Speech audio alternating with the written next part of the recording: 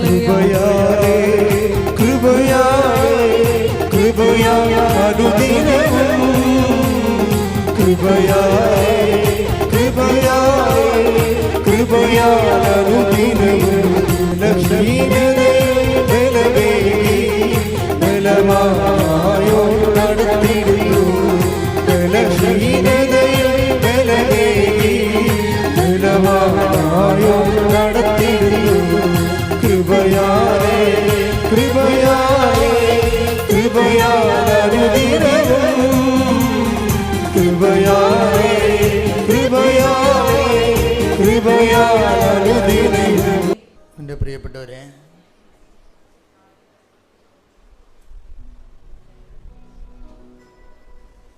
ഉടമ്പടിയുടെ ഒരു ഉദ്ദേശം നമ്മുടെ താൽക്കാലികമായ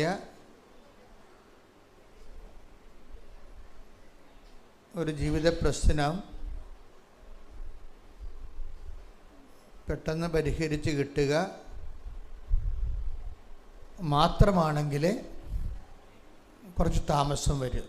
അങ്ങനെ ഒരു ടെമ്പററി റിലേഷൻ, അതിൻ്റെ കാരണം എന്താണെന്ന് വെച്ച് കഴിഞ്ഞാൽ നമ്മുടെ ഉടമ്പടിയുടെ ഉദ്ദേശം നമ്മുടെ ഇപ്പോഴത്തെ ജീവിത പ്രശ്നത്തിന് ഒരു പരിഹാരം പെട്ടെന്ന് കാണുക.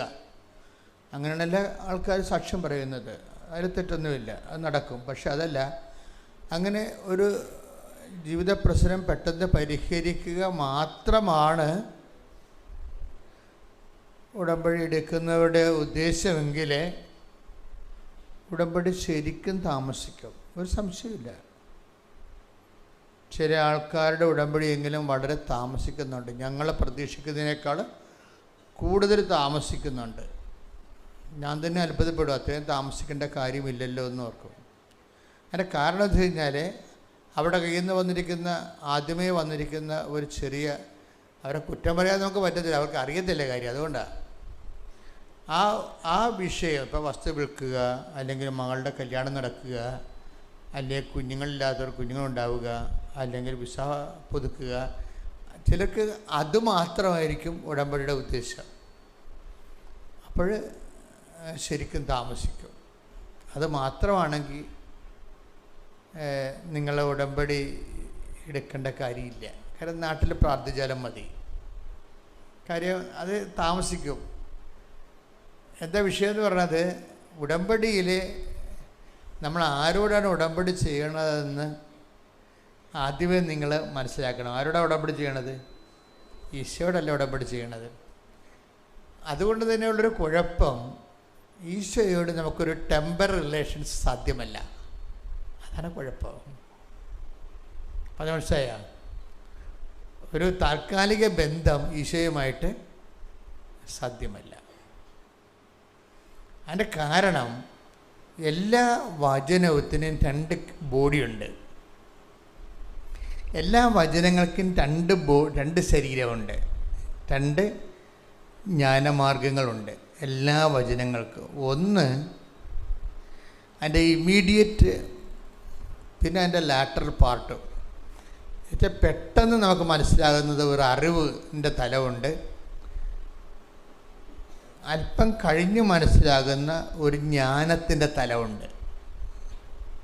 വചനത്തിന് രണ്ട് അറിവിൻ്റെ ആസ്വാദന അനുഭവ തലങ്ങളുണ്ട്. വചനത്തിന് രണ്ട് അനുഭവ തലങ്ങളുണ്ട്. ഒരു തലം നമുക്ക് പെട്ടെന്ന് അറ്റ് എ ഗ്ലാൻസ് മുഖതാവിൽ പെട്ടെന്ന് മനസ്സിലാകുന്നൊരർത്ഥമുണ്ട്. അതാണ് അറിവിൻ്റെ തലം.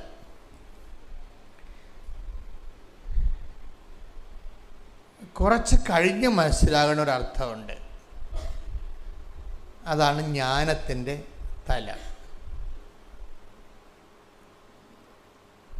ഇടുറ്റ വചന ഉപാസകരെ ജ്ഞാനതലത്തിന് കൂടി പ്രാധാന്യം കൊടുക്കും. അല്ലാതെ കാര്യമാത്ര പ്രസക്തർ ഇപ്പോഴുള്ള വിഷയത്തിനെ പ്രാധാന്യം കൊടുക്കത്തുള്ളൂ. ഇപ്പം ഈശോ പറഞ്ഞിട്ടില്ല, ഒരു വചനം പറഞ്ഞത്, ഞാൻ ഈ ചെയ്ത എന്താണെന്ന് ഇപ്പം മനസ്സിലാവത്തില്ല, പിന്നീട് മനസ്സിലാവും. അപ്പം മനസ്സിലാക്കേണ്ട 2 തലമുണ്ട്. ഇപ്പം മനസ്സിലാക്കണ കാര്യമുണ്ട്, പിന്നീട് മനസ്സിലാക്കണ കാര്യമുണ്ട്. അപ്പോൾ ഈ പിന്നീട് മനസ്സിലാക്കണമെന്ന് പറയുമ്പോൾ ഈ ആൾ ക്രിസ്തു ജ്ഞാന ഉപാസകയായി ഇങ്ങനെ ക്രിസ്തുവിനെ ഫോളോ ചെയ്തുകൊണ്ടേ ഇരിക്കണം. അല്ലാതെ ഓളോടെ സഡൻ ഒരു ജോലിയില്ല എന്നും പറഞ്ഞുകൊണ്ട് കർത്താവിൻ്റെ കവന്നടിച്ച് വീണ് കിട്ടിയാൽ കിട്ടി, പോയെന്നും പറഞ്ഞ് അതോടുകൂടി ആ ചാപ്റ്റർ ക്ലോസ് ചെയ്ത് പോകുന്നവരില്ലേ, അവരെ സംബന്ധിച്ചിടത്തോളം ദൈവത്തിന് നിങ്ങളെ വിശ്വസിക്കാൻ നിങ്ങൾ സമയം കൊടുക്കണ്ടേ? ഇതാണ് വിഷയം. ദൈവത്തിന് നിങ്ങളെ ഒന്ന് വിശ്വസിക്കാൻ ദൈവത്തിന് നിങ്ങൾ സമയം കൊടുക്കണം. നമ്മൾ ദൈവത്തെ വിശ്വസിക്കണം അല്ലെന്ന് ഞാൻ എപ്പോഴും നിങ്ങളോട് പറഞ്ഞിട്ടുണ്ട് കാര്യം. ദൈവത്തിന് നിങ്ങളെ വിശ്വസിക്കാൻ നിങ്ങൾ ദൈവത്തിന് സമയം കൊടുക്കണം. അതിനെന്ത് ചെയ്യും? അതിൻ്റെ ലാറ്റർ പാർട്ട് ഇപ്പം നിങ്ങൾക്ക് മനസ്സിലാവത്തില്ല, പിന്നീട് മനസ്സിലാകുന്ന എന്ന് ഈശോ പറയുമ്പോൾ ഒരു കണ്ടിന്യൂ റിലേഷനാണ് ഈശോ ഉദ്ദേശിക്കുന്നത്. അല്ലാതെ ഒരു താൽക്കാലിക വീടില്ല, ജോലിയില്ല, വിവാഹമില്ല എന്നും പറഞ്ഞുള്ള താൽക്കാലിക റിലേഷൻസ് ഈശോയുമായിട്ട് സാധ്യമല്ല. അത് ആണ് എൻ്റെ ഒരു ഗുഡൻസ്. നിങ്ങളൊരു കണ്ടിന്യൂ റിലേഷനെയാണ് ഈശോയുമായിട്ട് മുന്നോട്ട് പോകണമെന്നുണ്ടെങ്കിൽ നിങ്ങൾ ആദ്യമേ ചില നിലപാടുകൾ എടുക്കണം. എന്താണ്? ഞാൻ ഈ പറയുന്ന വിഷയം എനിക്ക് തന്നെ ഗുണമോ എനിക്ക് തന്നെ ദോഷമോ എന്ന് എനിക്കറിയത്തില്ല, പക്ഷേ എനിക്ക് ഒന്നറിയാം, ഞാൻ ഈ വിഷയം കിട്ടിയാലും കിട്ടിയില്ലെങ്കിലും ഞാൻ നിൻ്റെ കൂടെ തന്നെ നിൽക്കും. അതാണ് നമുക്കെടുക്കാവുന്നൊരു നിലപാട്. മനസ്സിലായില്ലേ? അത് ബുദ്ധിപൂർവമായൊരു നിലപാടാണ്. കാര്യം കർത്താവുമായിട്ട് നമുക്കൊരു ടെമ്പററി റിലേഷൻസ് സാധ്യമല്ലാത്തത് കൊണ്ടാണ്. അപ്പോൾ എൻ്റെ വിഷയം കിട്ടിയാലും എൻ്റെ ജപ്തി നടപടി ആണിപ്പോൾ എനിക്കുള്ളത്, അത് മാറിയാലും മാറിയില്ലേലും ഞാൻ നിന്നെ തന്നെ സേവിച്ച് നിൻ്റെ കൂടെ തന്നെ നിൽക്കും എന്ന് ഇപ്പം അച്ഛൻ പറഞ്ഞത് കൊണ്ടല്ല നിങ്ങൾ പറയേണ്ടത്. നിങ്ങളതൊരു തീരുമാനമായിട്ട് എടുക്കണം മനസ്സിൽ. അതിന് എന്താണ് അടിസ്ഥാനമെന്ന് നിങ്ങൾ എന്നോട് ചോദിച്ചാൽ ജനകോടികളുടെ യേശു അനുഭവം തന്നെയാണ്. ഈശോനെ അനുഭവിച്ചിട്ടുള്ളവർ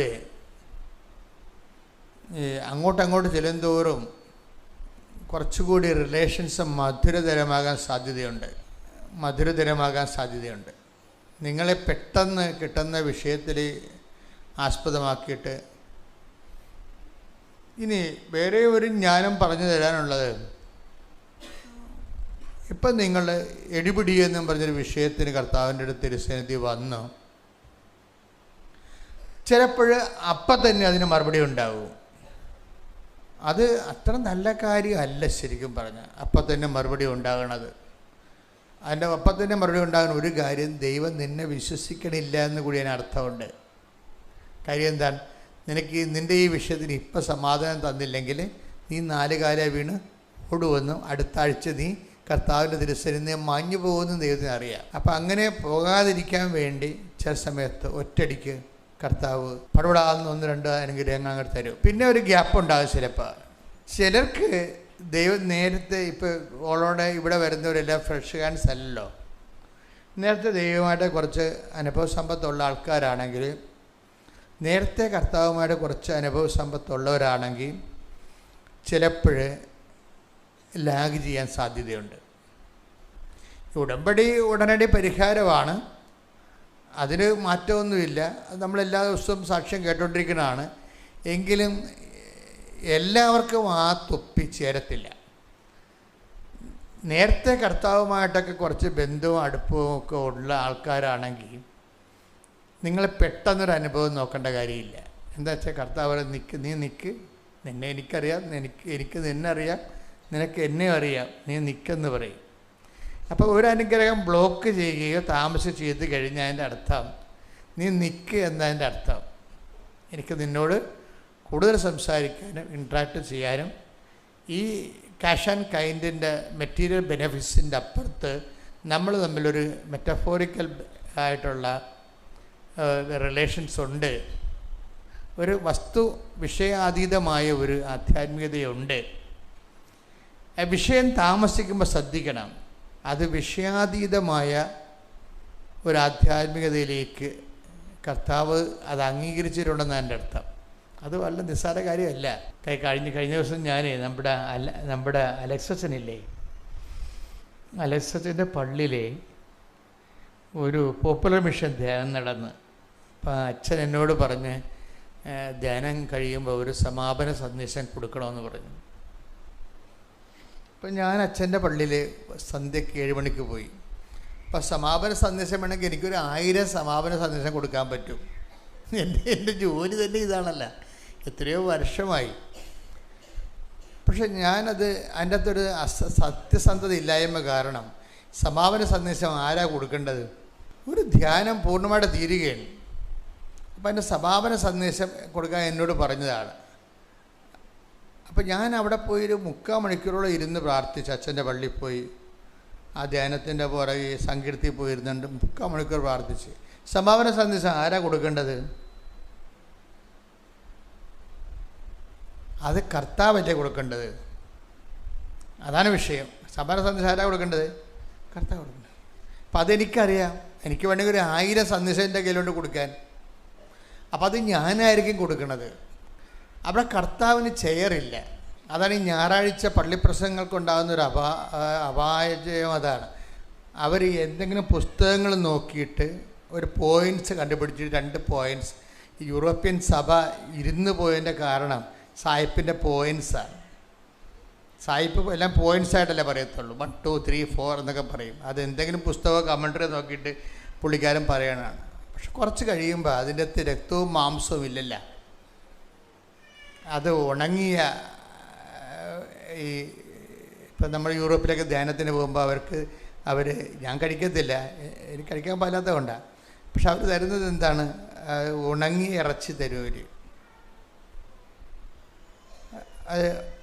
അത് ഇഷ്ടപ്പെട്ട് കഴിക്കുന്നവരുണ്ട്.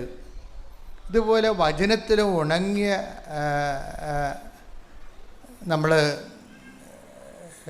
ഡ്രൈ ഫ്രൂട്ട്സ് എന്ന് പറയുന്നതല്ലേ, ഡ്രൈ ഫ്രൂട്ട്സ്, അതുപോലെ ഡ്രൈ ആയിട്ടുള്ള മീറ്റുണ്ട്. ഇതുപോലെ തന്നെയുണ്ട് പച്ച മാംസമുണ്ട്, ഫ്രഷ് ആയിട്ടുള്ള ഫ്രൂട്ട്സുണ്ട്. അപ്പോൾ സമാപന സന്ദേശത്തിൽ നമുക്ക് വേണ്ട ഒരു ഡ്രൈ നേരത്തെ നമ്മൾ പഠിച്ചു വെച്ചിരിക്കുന്ന സാധനം അത് 1 2 3 പോയിൻറ്റ്സ് കൊടുക്കുമ്പോൾ ഓക്കെയാകും. 2 പൈങ്കിളി കഥയും കൂടി പറയുമ്പോൾ ആൾക്കാർ ഓക്കെയാകും. പക്ഷെ ദൈവം ഓക്കെ ആകത്തില്ല. അതാണ് പ്രശ്നം. ജനങ്ങളെ കയ്യിലെടുക്കാൻ പറ്റും, കണ്ട് കൈയടുപ്പിച്ച് ചിരിപ്പിച്ചൊക്കെ പോകാം, 2 കോമഡിയൊക്കെ അടിച്ച് ചെയ്യുമ്പോൾ ആൾക്കാർ ഓക്കെയാവും. പക്ഷെ ദൈവം ഓക്കെ ആകത്തില്ല. അപ്പം അതുകൊണ്ട് ഞാൻ 3/4 മണിക്കൂർ അവിടെ ഇരുന്ന് പറഞ്ഞ് കർത്താവേ, ജനങ്ങൾ ഇവിടെ നീയാണ് സംസാരിക്കേണ്ടത്, ഞാനല്ലല്ലോ സംസാരിക്കേണ്ടത്.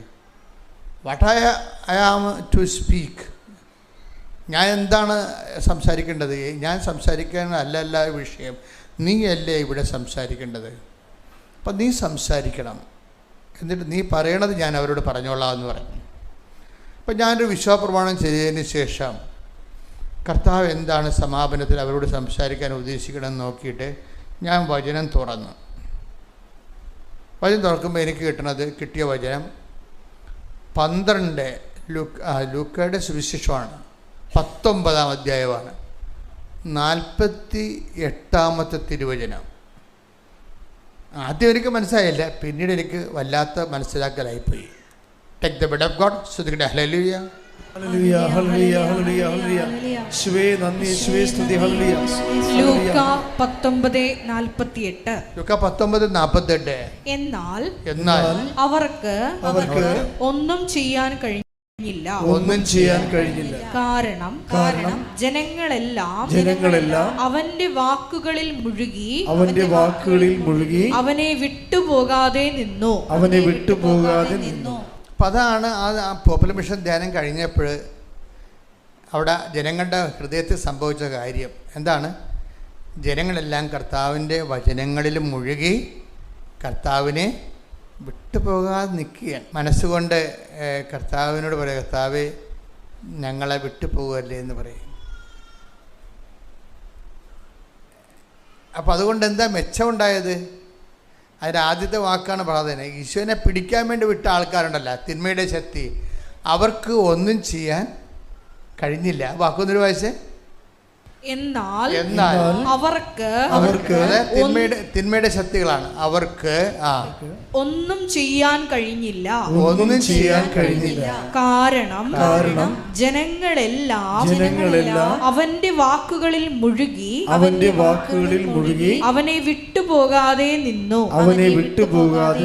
അപ്പൊ ഈശോ എന്ന് പറഞ്ഞ ഇതാണ്, ജനങ്ങൾ ഇപ്പോൾ ഓക്കെയാണ്, അവർ അഭിഷേകത്തിലാണ്, കർത്താവിൻ്റെ വാക്കുകൾ മുഴുകി നിൽക്കുകയാണ്. ഇനി ഈ അരൂപി നിലനിർത്താൻ പറയണം. കാര്യം ആർക്കും ഒന്ന് നമ്മൾ കർത്താവിൻ്റെ വചനത്തിൽ കണ്ടിന്യൂറ്റിയോടുകൂടി നിൽക്കുകയാണെങ്കിൽ നോബഡി ക്യാൻ ഹർട്ടസ്. ആർക്കും ഒന്നും ചെയ്യാൻ പറ്റത്തില്ല. എന്ന് വെച്ച് കഴിഞ്ഞാൽ തിന്മയുടെ ശക്തികൾക്ക് ഒരിക്കലും നമ്മളെ തൊടാൻ പറ്റത്തില്ല. തിന്മയുടെ ശക്തികളെന്ന് പറഞ്ഞാൽ എന്താണെന്ന് വെച്ച് കഴിഞ്ഞാൽ ബേസിക്കായിട്ട് ഒരു വിഷയം തിന്മയാകുന്നത് എങ്ങനെയാണ്? ക്രിസ്തുവിൽ നിന്ന് നമ്മളെ അകറ്റിക്കളയുന്ന എല്ലാം നമ്മുടെ തിന്മയായിരിക്കും. അങ്ങനെയുള്ളൂ. നന്മ തിന്മകളെന്ന് പറയുമ്പോൾ പഴയ നിയമത്തിൽ ഒരു പഴം കഴിക്കേണ്ടതും കഴിക്കാത്തതുമായിട്ടാണ്. പക്ഷെ നിങ്ങളോർക്കും പഴം കഴിക്കണമെന്നല്ല പ്രശ്നം. ദൈവത്തിൻ്റെ വചനം അനുസരിക്കുന്നതും അനുസരിക്കാത്തതുമാണ് നന്മയും തിന്മയുമായിട്ട് പഴയ നിയമത്തിൽ വരേണ്ടത്. അതിൽ പഴത്തിൻ്റെ ഫിഗറേറ്റീവിൽ അവതരിപ്പിക്കുന്നത് മാത്രമേ ഉള്ളൂ. അതിൻ്റെ ജിസ്റ്റ് എന്താണ്? ദൈവത്തിൻ്റെ വചനം, ദൈവത്തിൻ്റെ കൽപ്പന അവർ സ്വീകരിക്കുകയോ നിരസിക്കുകയോ ചെയ്യാം. അതാണ് നന്മയും തിന്മയും എന്ന് പറയണത്. നന്മ തിന്മകളുടെ വൃക്ഷം. അപ്പം നന്മ തിന്മയെന്ന് പഴയ നിയമത്തിൽ പറയണത് വചനം തന്നെയാണ്. വചനം അനുസരിക്കുന്നത് സ്വീകരിക്കുന്നത് നന്മയും വചനം തിരസ്കരിക്കുന്ന തിന്മയുമാണ്. പുതിയ നിയമത്തിൽ വരുമ്പോൾ വചനം മാംസമായ ഈശോയാണ് നന്മ തിന്മയുടെ അടിസ്ഥാനം. പുതിയ നിയമത്തിൽ വരുമ്പോൾ ഈശോനെ സ്വീകരിക്കുകയോ, ഈശോയാണ് ജീവൻ്റെ ബലമെന്ന് പറയണത്, ഈശോനെ സ്വീകരിക്കുകയോ സ്വീകരിക്കാതിരിക്കുകയോ ചെയ്യുന്നതാണ് നന്മ തിന്മകളുടെ മാനദണ്ഡമെന്ന് പറയണത്. അപ്പം തിന്മകൾ നമ്മുടെ ഉള്ളിലേക്ക് വരണ ഒരു സമയമെന്ന് പറയുമ്പോൾ അതിനെ ഇൻടൈറ്റ് ചെയ്ത് കളയണം. അപ്പം എങ്ങനെയാണ് ചെയ്യണത്? ജനങ്ങളെല്ലാം ഒന്നൊരു വായിച്ച വചനം. എന്നാൽ അവർക്ക് ഒന്നും ചെയ്യാൻ കഴിഞ്ഞില്ല.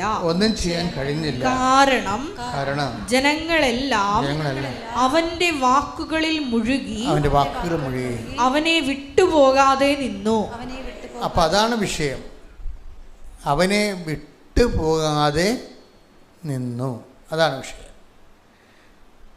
നമ്മുടെ വിഷയം നമ്മൾക്ക് ഏതെങ്കിലും ഒരു പ്രാർത്ഥനയുടെ കാര്യം നടന്നില്ലേ എന്ന് വിചാരിച്ചുകൊണ്ടാണ് ആൾക്കാർ ദൈവത്തിൽ നിന്ന് കൂടെ നിൽക്കണതും വിട്ടുപോണതും. വിഷയാധിഷ്ഠിതമാണ് റിലേഷൻസ്. ഇവിടെ ഇപ്പോൾ ഇതിൻ്റെ അകത്ത് വന്നിരിക്കുന്നത് ഈ കൂട്ടായ്മ തന്നെ നോക്കിയോ, ഇതിൻ്റെ അകത്ത് ഒരു 40% നോൺ കാത്തലിക്സാണ്, നോൺ ക്രിസ്ത്യൻസും ഉണ്ട്. എനിക്ക് നോൺ ക്രിസ്ത്യൻസിനോട് യാതൊരു വിശ്വാസവും ഇല്ല. എന്താ കാര്യം? നിങ്ങൾക്ക് ക്രിസ്തുവിനെ അറിയത്തില്ല. ആ അനുഗ്രഹം, നിങ്ങൾ പറയുന്ന സമയത്തുള്ളിൽ കിട്ടിയില്ലെങ്കിൽ നിങ്ങൾ വിട്ടുപോകും. ഒരു സംശയമില്ല കാര്യത്തിൽ. അതെപ്പോഴും നമ്മൾ ശ്രദ്ധിക്കണം.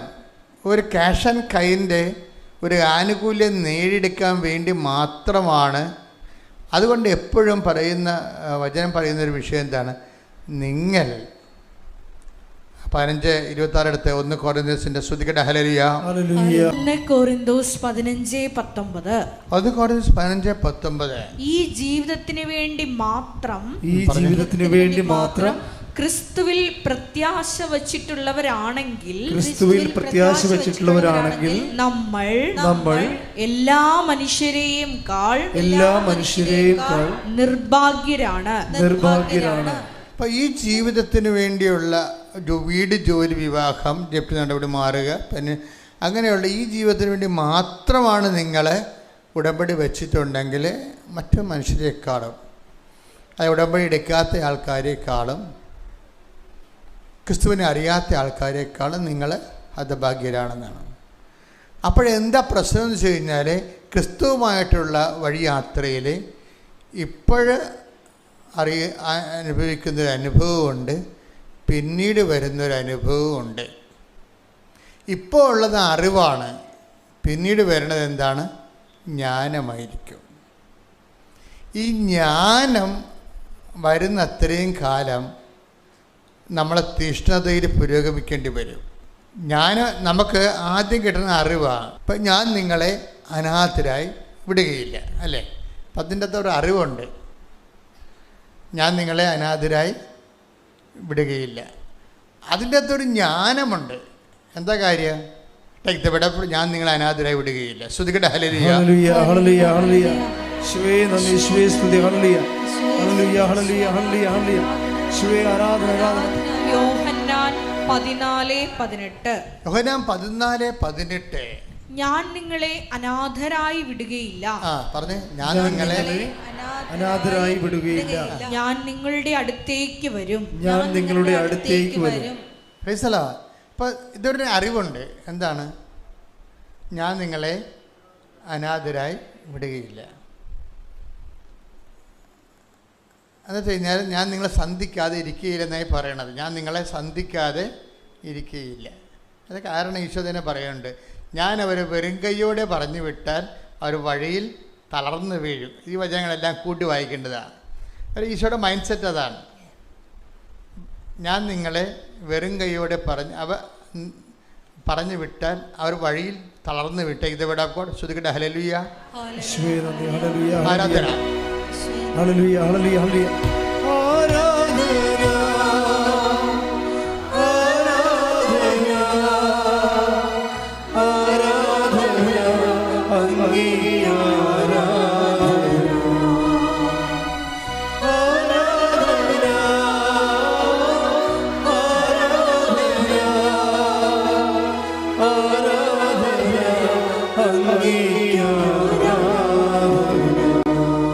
മർക്കോസ് 8:2-3 തിരുവചനങ്ങൾ. മർക്കോസ് 8:2.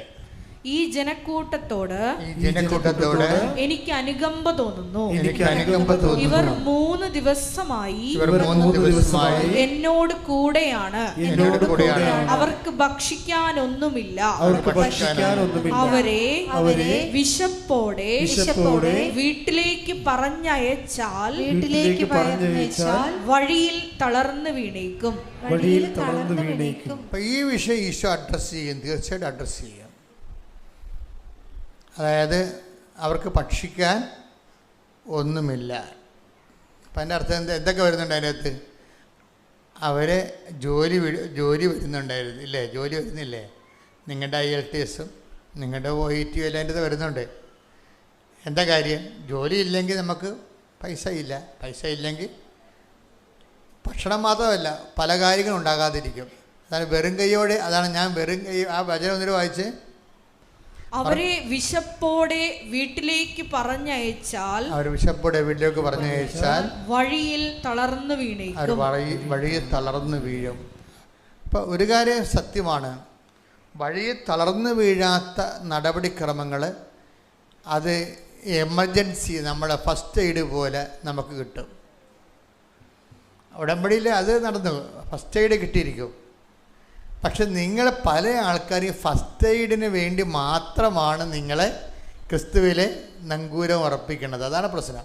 അതുകൊണ്ടാണ് നമ്മൾ നേരത്തെ വായിച്ചത്, നിങ്ങൾ ഈ ജീവിതത്തിന് വേണ്ടി മാത്രമാണ്, ജോലിക്ക് വേണ്ടി മാത്രമാണ്, വിവാഹം ഒക്കാൻ വേണ്ടി മാത്രമാണ്, വീടിന് ലോൺ പാസ്സാകാൻ വേണ്ടി മാത്രമാണ്, രോഗം സുഖപ്പെടാൻ വേണ്ടി മാത്രമാണ് നിങ്ങൾ യേശുക്രിസ്തുവിൽ.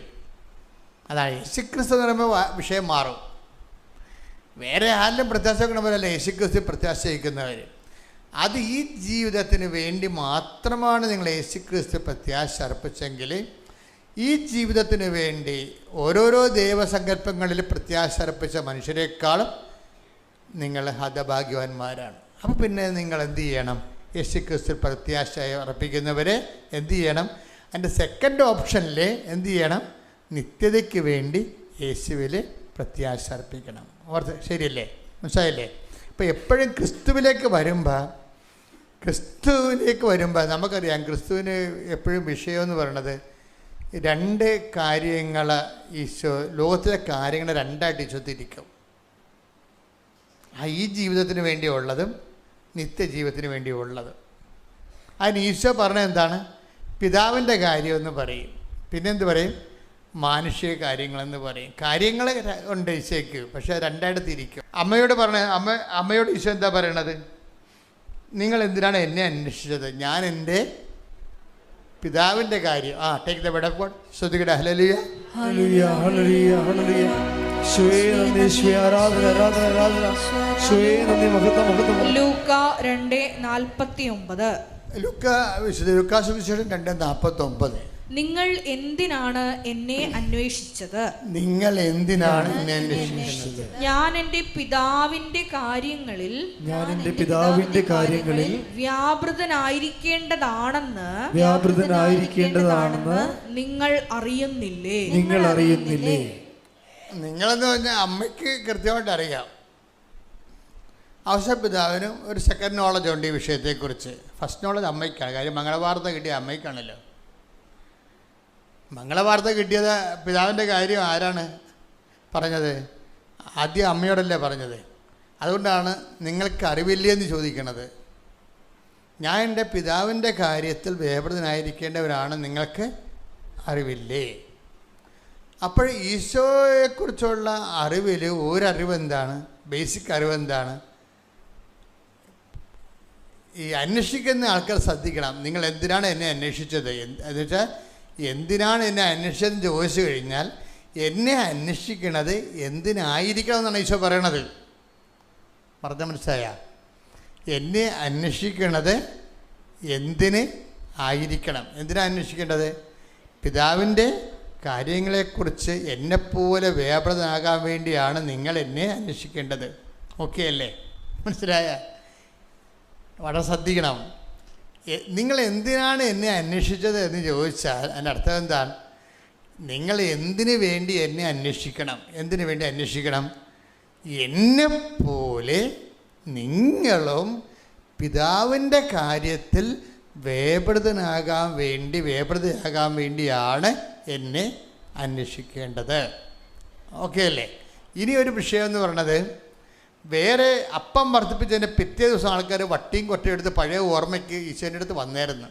അപ്പം വർദ്ധിപ്പിച്ച ഒരു ദിവസം സന്ധ്യക്കായിരുന്നു, വൈകുന്നേരം ആയപ്പോഴാണ്. കുറേ ആൾക്കാർ ഭക്ഷണം കഴിച്ച് കുറേ ആൾക്കാർ വീട്ടിൽ കൊണ്ടുപോയി. വീട്ടിൽ കൊണ്ട് രാത്രി അവർ സപ്പറെല്ലാം കഴിഞ്ഞതിന് ശേഷം പറഞ്ഞു, നാളെ അവൻ രാവിലെ അപ്പം വർദ്ധിപ്പിക്കും, അതുകൊണ്ട് നമുക്ക് വെളുപ്പിന് കിട്ടണ വണ്ടിക്ക് പോയേക്കാന്ന് പറഞ്ഞ് ഓട്ടോറിക്ഷയും പിടിച്ചിട്ട് ആൾക്കാർ വന്നിരിക്കുകയും. അപ്പോഴേ ഈശോ പറഞ്ഞൊരു വാക്കുണ്ട്, നിങ്ങൾ എന്തിനാണ് എന്നെ അന്വേഷിക്കണതെന്ന് എനിക്ക് അറിയാം. Take the bed of God. ശ്രുതികടെ ഹല്ലേലൂയ. നിങ്ങൾ എന്തിനാണ് എന്നെ അന്വേഷിക്കുന്നത് എനിക്കറിയാം. അപ്പം തിന്ന് സംതൃപ്തരായത് കൊണ്ടാണ് നിങ്ങൾ എന്നെ അന്വേഷിക്കുന്നത്. Take the bed of God. ശ്രുതികടെ ഹല്ലേലൂയ. യോഹന്നാൻ 6:26. യേശു പ്രതിവചിച്ചു, സത്യം സത്യമായി ഞാൻ നിങ്ങളോട് പറയുന്നു, അടയാളങ്ങൾ കണ്ടതുകൊണ്ടല്ല, അപ്പം ഭക്ഷിച്ച് തൃപ്തരായതുകൊണ്ടാണ് നിങ്ങൾ എന്നെ അന്വേഷിക്കുന്നത്. അപ്പം ഈശോനെ അന്വേഷിക്കുന്ന ആൾക്കാരെ രണ്ട് തരത്തിൽ തിരിക്കാൻ പറ്റും. എന്താണ്? ഒന്ന്, അപ്പം ഭക്ഷിച്ച് തൃപ്തരായതുകൊണ്ട് അടയാളം. അപ്പം അവിടുത്തെ അടയാളം എന്ന് പറയുന്നത് അപ്പം ഭക്ഷിക്കുന്നതല്ല, ഈശോ ദൈവരാജ്യത്തിൻ്റെ അടയാളമെന്ന രീതിയിലാണ്, നിത്യതയുടെ അടയാളമാണ്. ഈശോ കാണിക്കുന്ന അത്ഭുതങ്ങളെല്ലാം നിത്യതയുടെ മുന്നാസ്വാദനങ്ങളാണ്. അതുകൊണ്ടാണ് പറയണത്, പിതാക്കന്മാർ മരുഭൂമി വെച്ച് മന്ന ഭക്ഷിച്ചു, അവർ മരിച്ചു. അതുപോലെ അല്ല ഈ അപ്പമെന്ന്. ഈ അപ്പം ഭക്ഷിക്കുന്ന നിത്യം ജീവിക്കുമെന്നാണ്. അത് ഏതപ്പത്തെക്കുറിച്ചാണ് പറയണത്? കർത്താവ് ഭാഗിച്ചു കൊടുത്ത അത്ഭുതത്തിൻ്റെ അപ്പത്തെക്കുറിച്ചല്ല പറയണത്, കർത്താവിൻ്റെ ശരീരം തന്നെയായ പരിശുദ്ധ കുർബാനയെക്കുറിച്ചാണ് പറയണത്. ഈ അപ്പം ഭക്ഷിക്കുന്നവൻ നിത്യം ജീവിക്കും. ലോകത്തിൻ്റെ ജീവന് വേണ്ടി ഞാൻ നൽകുന്ന അപ്പം എൻ്റെ ശരീരം തന്നെയാണ്. എൻ്റെ ശരീരം ഭക്ഷിക്കുന്നവൻ എന്നിലും ഞാൻ അവനിലും വസിക്കുന്നു. സജീവനായ പിതാവാണ് എന്നെ അയച്ചത്, പിതാവ് മൂലം ഞാൻ ജീവിക്കുന്നു. അതുപോലെ എന്നെ ഭക്ഷിക്കുന്നവൻ ഞാൻ മൂലം ജീവിക്കും. അപ്പോൾ അതാണ് വിഷയം. അതിൻ്റെ അടയാളമാണ്, എന്നെ ഭക്ഷിക്കുന്നവൻ ഞാൻ മൂലം ജീവിക്കും. അതിൻ്റെ നിത്യത ജീവൻ്റെ അടയാളമായിട്ടാണ്, അതാണ് അതിൻ്റെ അടയാളം. അതുകൊണ്ട് ഈശോ പറയണത്, അടയാളങ്ങൾ, നിത്യജീവൻ്റെ അടയാളങ്ങൾ കണ്ടതുകൊണ്ടല്ല, ഇന്നലെ അപ്പം ഭക്ഷിച്ചുകൊണ്ടാണ് നിങ്ങളെന്നെ അന്വേഷിക്കേണ്ടത്. അപ്പോൾ അത്ഭുതങ്ങൾക്ക് പുറകെ അത്ഭുതങ്ങൾ കാണാൻ വേണ്ടി വീട് ജോലി, വിവാഹം, കിണറുള്ള വെള്ളം എന്നൊക്കെ പറഞ്ഞുകൊണ്ട് ഈ ഒരു പട്ടിക ഉണ്ടാക്കി കിശോൻ്റെ കൂടെ പോയാൽ അധികകാലം പോകാൻ പറ്റത്തില്ല. അതാണ് വിഷയം. കർത്താവ് പറയും പുറകിൽ പോകാൻ പറയും, മുമ്പിൽ കയറി നിൽക്കണ്ട, പുറകിൽ പോകാൻ പറയും. നീ മാനുഷിക കാര്യങ്ങളാണ് അന്വേഷിക്കേണ്ടത്. പത്രോസിനോട് പറഞ്ഞില്ലേ, take the bed of God. ശ്രുതിക്കട്ടെ ഹല്ലേലൂയ. മത്തായി 16:23. മത്തായി 16:23. യേശു തിരിഞ്ഞ് പത്രോസിനോട് പറഞ്ഞു, സാത്താനെ എന്റെ മുമ്പിൽ നിന്ന് പോകൂ, നീ എനിക്ക് പ്രതിബന്ധമാണ്, നിന്റെ ചിന്ത ദൈവികമല്ല, മാനുഷികമാണ്. അപ്പം ഇത് വിഷയമായത് അടിക്കടി അനുഭവങ്ങളും അതിശയങ്ങളും മാത്രം ലാക്കാക്കിക്കൊണ്ട് യേശുവിൻ്റെ പുറകെ നടന്നു കഴിഞ്ഞാൽ ഇന്നല്ലെങ്കിൽ നാളെ 10 ദിവസം വിളിച്ച വിളി നിന്നെയും വിളിക്കും. ചെകുത്താനെ വണ്ടി വിട്ടേക്കാൻ പറയും. അതാ വിഷയം. നിസ്സാരമല്ല വിഷയം. നമുക്ക് ഒരു പരിധി കഴിഞ്ഞാൽ പിന്നീട് ക്രിസ്തു ആരാണെന്ന് നമ്മൾ അറിയേണ്ടി വരും. നമ്മൾ പട്ടി ചാകണ പോലെ ചാകാതിരിക്കാൻ വേണ്ടിയാണ് അവൻ നമ്മുടെ പാപത്തിന് പരിഹാരം ചെയ്തുകൊണ്ട് നമ്മുടെ വില കൊടുത്തിരിക്കുന്നത്. അതുകൊണ്ട് തന്നെ അവൻ്റെ നാമത്തെ വിശ്വസിക്കുന്നവർക്കെല്ലാം ദൈവമക്കളാകാനുള്ള വരം നൽകിയെന്ന് പറയും അവൻ്റെ നാമത്തെ വിശ്വസിക്കുമ്പോൾ. അപ്പോൾ എന്താ വിഷയം എന്ന് പറയണത്, നിത്യജീവനെ കൂടി ഉൾപ്പെടുത്തിക്കൊണ്ട് വേണം ബുദ്ധിയുള്ളവർ ക്രിസ്തുവിനെ അന്വേഷിക്കാൻ. അല്ലെങ്കിൽ കുറേ നാളത്തേക്ക് നമുക്ക് കുറച്ച് കഴിയുമ്പോൾ നമ്മൾ പുറകിൽ പോകേണ്ടി വരും. സാത്താനെ നീ എനിക്ക് പ്രതിബന്ധമാണെന്ന് പറയും. എന്താണ് സാത്താനെ നീ എനിക്ക് പ്രതിബന്ധമാണെന്ന് പറയും. അപ്പോൾ എന്താ വിഷയം എന്ന് പറയുമ്പോൾ കർത്താവിൻ്റെ മുമ്പിൽ എപ്പോഴും 2 കാര്യങ്ങളുണ്ടാവും. എന്താണ്? അമ്മയോട് പറഞ്ഞില്ലേ, ഞാൻ എൻ്റെ പിതാവിൻ്റെ കാര്യത്തിൽ വേപതനാകേണ്ടവനാണെന്ന് നിങ്ങൾക്കറിയത്തില്ലേ. ഇപ്പോഴെന്താ പത്രോസിനോട് പറയണത്, നീ മാനുഷിക കാര്യങ്ങളാണ് അന്വേഷിക്കേണ്ടത്. അപ്പോൾ ഈശോയ്ക്ക് 2 കാര്യങ്ങളുണ്ട്. നമുക്ക് ഈശോയുമായിട്ട് മുന്നോട്ട് പോകാൻ ഉദ്ദേശിക്കുന്നുണ്ടെങ്കിൽ ഈ മാനുഷിക കാര്യങ്ങളുടെ കൂടെ തന്നെ നിങ്ങൾ എന്ത് ചെയ്യണം? ദൈവിക കാര്യങ്ങളും അന്വേഷിക്കണം. അപ്പം അത് ഇതിൻ്റെ അകത്തൊരു താക്കോലാണ്, രഹസ്യമാണത്. ശരിക്കും പറഞ്ഞാൽ ഈ മാനുഷിക കാര്യങ്ങളുടെ കൂടെ തന്നെ നമ്മൾ ക്രിസ്തുവിലൂടെ ദൈവിക കാര്യങ്ങളും അന്വേഷിക്കണം. മരിക്കാതിരിക്കാൻ, നിത്യതയോളം ജീവിക്കാൻ അകപ്പാട് നൽകിയിരിക്കുന്ന ഒരേ ഒരു നാമമാണ്. അതുകൊണ്ട് തന്നെ അവൻ്റെ വചനത്തിലും സാക്ഷിയായി ജീവിച്ചുകൊണ്ട് അവൻ നേടിയെടുത്ത അനുഗ്രഹത്തിന് പകരം അവൻ നേടിയെടുത്ത കൃപയുടെ പങ്കാളികളാകാൻ വേണ്ടിയുള്ള ബോധപൂർവമായ സാക്ഷ്യ ശുശ്രൂഷ ചെയ്യണം. സാക്ഷ്യം അവിടെയാണ് വരണത്. സാക്ഷ്യ ജീവിതം. സാക്ഷ്യ ജീവിതത്തിലൂടെയാണ് നമ്മൾ വചനം കേൾക്കുമ്പോൾ നമുക്ക് അനുഗ്രഹം ലഭിക്കും. ദൈവം നമ്മോട് സംസാരിക്കും. ഇപ്പം എന്താ വിഷയം എന്ന് പറയണത്, ദൈവത്തിന് 2 തരം നമുക്ക്, ഞാൻ മുമ്പ് പറഞ്ഞില്ലേ നിങ്ങളോട്, അറിവുമുണ്ട്, പിന്നെന്താണ്, ജ്ഞാനവും ഉണ്ട്. അറിവെന്ന് പറഞ്ഞാൽ എന്താണ്? ഇപ്പോൾ കേൾക്കുന്നത് അനുഗ്രഹത്തിൻ്റെ വഴികൾ, ലളിതമായിട്ടുള്ള ഒരു ആധ്യാത്മികതയാണ് അനുഗ്രഹാധിഷ്ഠിത ആധ്യാത്മികത. നമ്മൾ പ്രാർത്ഥിക്കുന്നു, ദൈവം നമ്മളെ അനുഗ്രഹിക്കുന്നു. 6 മാസം കഴിയുമ്പോൾ നമ്മൾ ചിന്തിക്കും, യോ അത് ഞാൻ പ്രാർത്ഥിച്ച കൊണ്ട് മാത്രമായിരിക്കത്തില്ല, എൻ്റെ പഴയ സർട്ടിഫിക്കറ്റ് നോക്കിക്കഴിഞ്ഞാൽ എനിക്ക് നല്ല മാർക്കാണ്, എൻ്റെ മാർക്ക് കൊണ്ട് കൂടിയായിരിക്കും ചിലപ്പോൾ എനിക്ക് ജോലി കിട്ടിയെന്ന് കുറച്ച് കഴിയുമ്പോൾ. ഈ അനുഗ്രഹ തൊഴിലാളിയുടെ ഏറ്റവും വലിയ പ്രശ്നം എന്ന് വെച്ച് കഴിഞ്ഞാൽ 6 മാസത്തേക്ക് ഇവർക്ക് ഈ വിശ്വാസം നിൽക്കത്തുള്ളൂ. അതെപ്പോഴും ഈ അനുഗ്രഹ തൊഴിലാളി എപ്പോഴും ശ്രദ്ധിക്കേണ്ട കാര്യമാണ്. എന്ന് വെച്ച് കഴിഞ്ഞാൽ നിങ്ങളീ പറയുന്ന സാക്ഷ്യവും അതിൻ്റെ അനുഭവവും കുറച്ച് കഴിയുമ്പോൾ സാത്താൻ നിങ്ങളുടെ ഹൃദയത്തിൽ നിന്ന് വന്ന് എടുത്തു കളയും.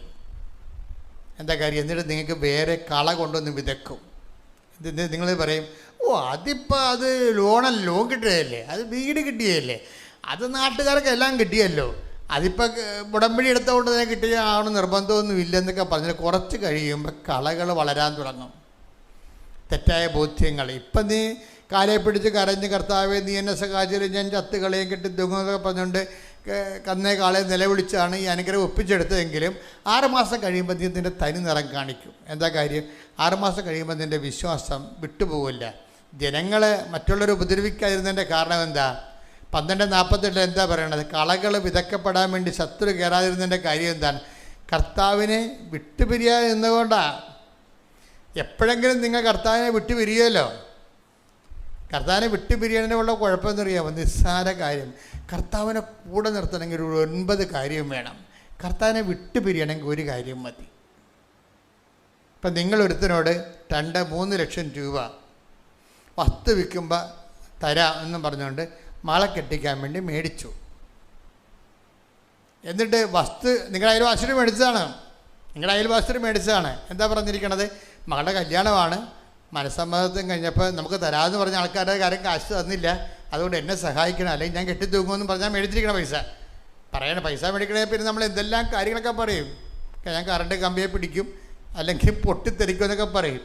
അത് നിലയം വിളിച്ചൊക്കെ നമ്മൾ ഓട്ടോറിക്ഷ ഗിയർ ചേഞ്ച് ചെയ്യണ പോലെ സെക്കൻഡ് ഗിയർ, തേർഡ് ഗിയർ എന്നൊക്കെ പറഞ്ഞ് നിലയം വിളിച്ച് കാശ് പിടിക്കും നമ്മൾ. അത് പ്രൊഫഷണൽ കരച്ചിലുകാരുണ്ട്, അവർ കാശ് വാങ്ങിക്കും.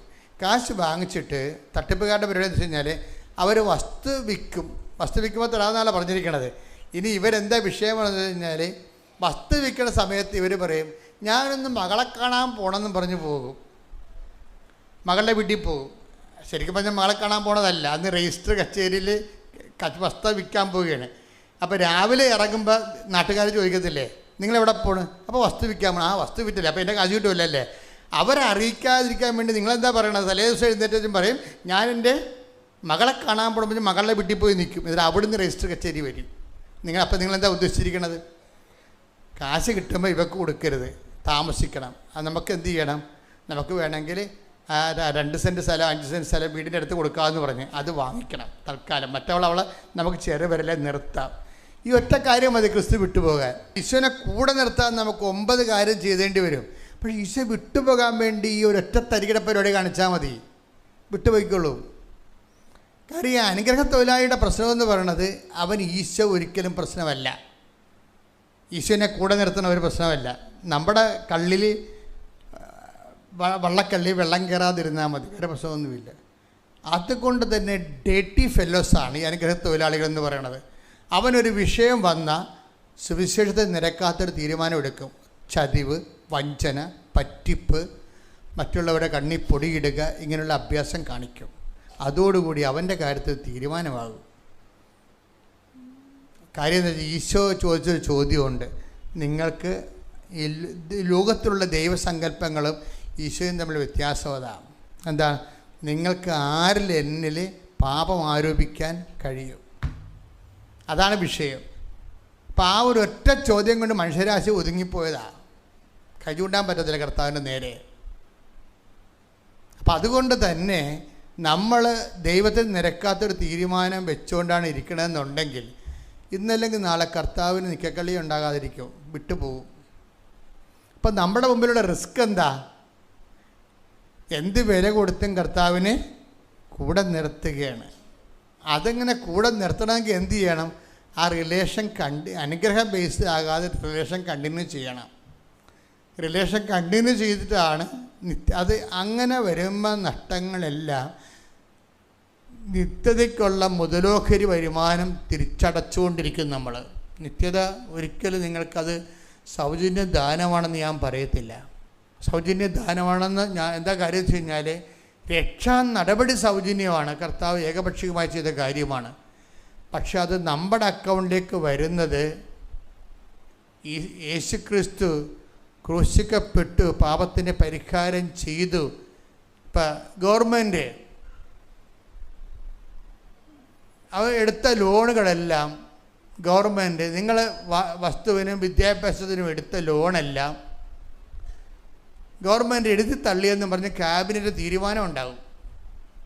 ക്യാബിനറ്റ് തീരുമാനമുണ്ട്. എന്താണ്? ഗവൺമെൻറ് തിരിച്ചടച്ചോളാം, ബാങ്കിൽ നിങ്ങളെടുത്ത കാശ് ഗവൺമെൻറ് അടച്ചോളാം എന്നും പറഞ്ഞ് ക്യാബിനറ്റ് തീരുമാനം ഉണ്ടാകും. അപ്പോൾ നിങ്ങൾ പറയും ഹാപ്പി ആവും. കാര്യം എന്താണ്? നമ്മൾ കൊടുക്കാനുള്ളത് ഗവൺമെൻറ് കൊടുത്തല്ലോ. ഉടനെ പാസ്ബുക്ക് എടുത്തുകൊണ്ട് ബാങ്കിൽ ചെന്നാൽ കിട്ടുമോ? അത് കിട്ടത്തില്ല. അവർ പിന്നെ ഗവൺമെൻറ് തീരുമാനം എടുത്തതേ ഉള്ളൂ, അടച്ചിട്ടില്ലെന്ന് പറയും. അവരുടെ പ്രോസസ്സ്, നിങ്ങളുടെ അക്കൗണ്ടിലേക്ക് ആ പൈസ വരണം. യേശു നേടിയെടുത്ത രക്ഷ നമ്മുടെ രക്ഷയ്ക്ക് വേണ്ടി നമ്മുടെ അക്കൗണ്ടിലേക്ക് വരണമെങ്കിൽ എന്ത് ചെയ്യണം? നമ്മൾ വിശ്വാസം അതിൻ്റെ അകത്ത് ഇൻവെസ്റ്റ് ചെയ്യണം. കാര്യം എന്താണ്? ഞാൻ യേശുവിൻ്റെ രക്ഷയിൽ, നേടിയെടുത്ത രക്ഷയിൽ ഞാൻ വിശ്വസിക്കുന്നു എന്ന് പറയണം. ഇപ്പം കത്തോലിക്ക വ്യൂ പോയിൻ്റ് എന്ന് പറയുന്നത് ചുമ്മാ കയറി വിശ്വസിച്ചിട്ട് വല്ലപാട് 5 പെണ്ണുങ്ങളെയും വെച്ച് ജീവിച്ചാതൊന്നും പരിപാടി നടക്കത്തില്ല. അതെന്താ കാര്യം? അവൻ പറയണ പോലെ ചെയ്യണം. അവനെന്താ പറഞ്ഞിരിക്കണത്? ആദ്യം പറഞ്ഞത് എന്താണ്? അനുദപിക്കുക, സുവിശേഷത്തെ വിശ്വസിക്കുക. അതാണ് വിഷയം. ഇതാണ് താക്കോലെന്ന് പറയണത്. യേശു നേടിയെടുത്ത രക്ഷ നമ്മുടെ അക്കൗണ്ടിലേക്ക് വരുന്ന ആദ്യത്തെ താക്കോൽ എന്താണ്? അനുതാപമാണ്. രണ്ടാമത്തെ കേസ് സുവിശേഷത്തെ വിശ്വസിക്കുകയാണ്. സുവിശേഷത്തെ വിശ്വസിക്കുക എന്ന് പറയുമ്പോൾ എൻ്റെ അർത്ഥം നമ്മൾ ആ എഴുതി വച്ചിരിക്കുന്ന കാര്യമെല്ലാം വിശ്വസിക്കുന്നതല്ല. എൻ്റെ അർത്ഥം ഞാൻ രോഗിയായിരുന്നു, നിങ്ങളെന്നെ സന്ദർശിച്ചു. ഞാൻ കാരാഗ്രഹവാസിയായിരുന്നു, നിങ്ങളെന്നെ സന്ദർശിച്ചു. എനിക്ക് വിശന്നു, നിങ്ങൾക്ക് ഭക്ഷണം തന്നു. എനിക്ക് ദാഹിച്ചു, നിന്നെ കുടിക്കുവാൻ തന്നു. കുറേ പണിയുണ്ട്. സുവിശേഷത്തെ വിശ്വസിക്കുക എന്ന് അതാണ് ഉടമ്പടി നിന്ന് കത്താൻ കാര്യം. ലോകത്ത് ഇന്ന് വരെ ഇറങ്ങിയിട്ടുള്ള പ്രാർത്ഥനാ രൂപങ്ങളിലും പ്രവർത്തന രൂപങ്ങളിലും ഏറ്റവും ടോപ്പ് ഉടമ്പടിയാകാൻ കാരണം എന്താണ്? ഇത് കർത്താവ് പറഞ്ഞ വാക്കുകൾ അക്ഷരം പ്രതി ജനങ്ങൾ ഏറ്റെടുത്ത് നടപ്പിൽ വരുത്തുകയാണ്. അതിനിടയ്ക്ക് എന്ത് ത്യാഗം സഹിച്ചാലും ശരി, സഹിച്ചുകൊണ്ട് ദൈവം മനുഷ്യരെ സാക്ഷിയായിട്ട് ജീവിക്കണം. കൈയടിച്ച് സ്തുതിക്കട്ടെ. ഹല്ലേലൂയ.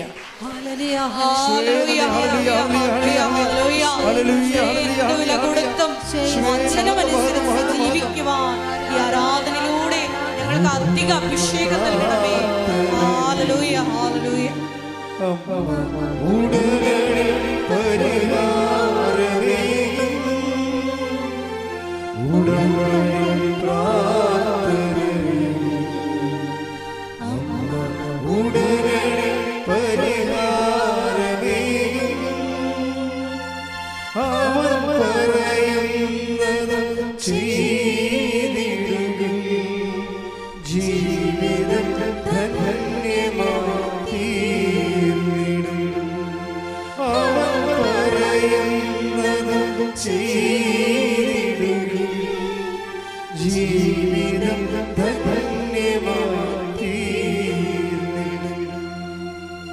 പരിശുദ്ധ പരമദിവ്യകാരുണ്യത്തിന് ആരാധനയും സ്തുതിയും പുകഴ്ചയും ഉണ്ടായിരിക്കട്ടെ. പരിശുദ്ധ പരമദിവ്യകാരുണ്യത്തിന് ആരാധനയും സ്തുതിയും പുകഴ്ചയും ഉണ്ടായിരിക്കട്ടെ. പരിശുദ്ധ പരമദിവ്യകാരുണ്യത്തിന് ആരാധനയും സ്തുതിയും പുകഴ്ചയും ഉണ്ടായിരിക്കട്ടെ. ഇതാണ് ഈ സത്യവചനം എന്ന് പറയുന്നതിൻ്റെ കാരണം.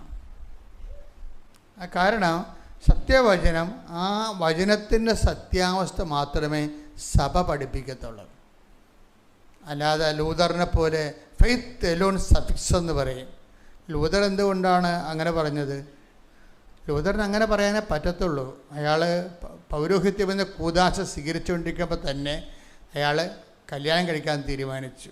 അപ്പോൾ അയാളുടെ അഗ്ലിയായിട്ടുള്ള ജീവിതം കാരണം വിശുദ്ധ പ്രവർത്തികൾ കൂടെ വേണമെന്ന് പറയാൻ അയാൾക്ക് പറ്റത്തില്ല. അതാണ് വിഷയം.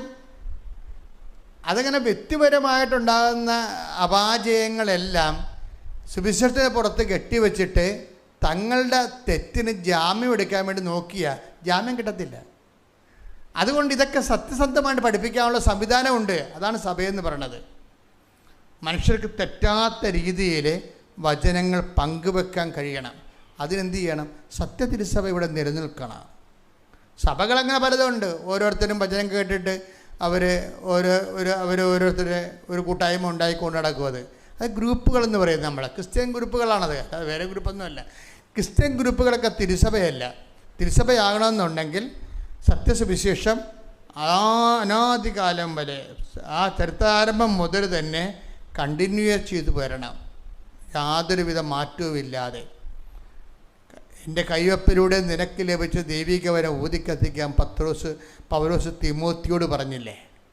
അപ്പം കൈവപ്പിലൂടെയാണ് ദൈവികവരം, കുദാശവരം കൈമാറി വരണത്. അതിന് ഒരു ക്രൊണോളജിക്കൽ ഹിസ്റ്റോറിക്കൽ കണ്ടിന്യൂറ്റി ഉണ്ടാകണം. ഒരു സഭകൾക്കും, കാത്തലിക് ചർച്ചും അപ്പോസ്തലിക് ചർച്ചുകളും അല്ലാതെ ഒരു സഭയ്ക്കും ഹിസ്റ്റോറിക്കൽ കണ്ടിന്യൂറ്റി ഇല്ല. അതുകൊണ്ട് തന്നെ അതൊന്നും സഭകളെ അല്ല. അവർക്ക് വേണ പേരൊക്കെ വിളിക്കാവേ, അതുകൊണ്ടാണ് നമ്മൾ സത്യസഭകളും ഗ്രൂപ്പുകളും തമ്മിൽ തിരിച്ചറിയണം. അങ്ങനെയാണ്. ശ്രുതികട്ടെ ഹല്ലേലൂയ. പക്ഷേ പറഞ്ഞു വന്നത് എന്താ വെച്ചാൽ ഓരോ വചനത്തിനും 2 അനുഭവ തലങ്ങളുണ്ടെന്നാണ് പറഞ്ഞത്. ഒന്ന് അറിവിൻ്റെ തലം, രണ്ടാമത്തേത് എന്താണ്? ജ്ഞാനത്തിൻ്റെ തലം. കർത്താവുമായിട്ട് റിലേഷൻ ഓൾറെഡി സഡൻ ഒറ്റത്തവണ ഇങ്ങനെ ഉള്ളൊരു റിലേഷൻസ് അല്ല, അത് കണ്ടിന്യൂ റിലേഷനാണ്. ദൈവമായിട്ടൊരു കണ്ടിന്യൂ റിലേഷന് തയ്യാറായ ആളാണ് മാത്രമാണ് ഇതെല്ലാം എഫിക്കസ് ആകണത്, നമ്മുടെ വിഷയങ്ങളെല്ലാം. അല്ലാതെ നിങ്ങളൊരു ഇൻസിഡൻറ്റിന് വേണ്ടി തൽക്കാലം ഒരു വിഷയം ഉണ്ടായി, ഞാൻ അതിനെ ഉടമ്പടി എടുത്തു, ഉടമ്പടിക്കാലം കഴിയുമ്പോൾ നിങ്ങൾ നിങ്ങളുടെ രീതിയിൽ ജീവിക്കാമെന്ന് വിചാരിച്ചു കഴിഞ്ഞാൽ, കഴിഞ്ഞ ദിവസങ്ങളിൽ ഇവിടെ ഒരു സാക്ഷ്യം ഉണ്ടായി. നീതു എന്നും പറഞ്ഞ് ഒരു മോളുടെ സാക്ഷ്യമാണ്. നീതു എൻ്റെ സാക്ഷ്യം ഞാനിപ്പോൾ പറയാൻ കാര്യം, അവൾ ഇവിടെ എവിടെയോ താമസിക്കുന്നവരാണ്, അയൽവാസിയാണ്, നോൺ ക്രിസ്ത്യനാ.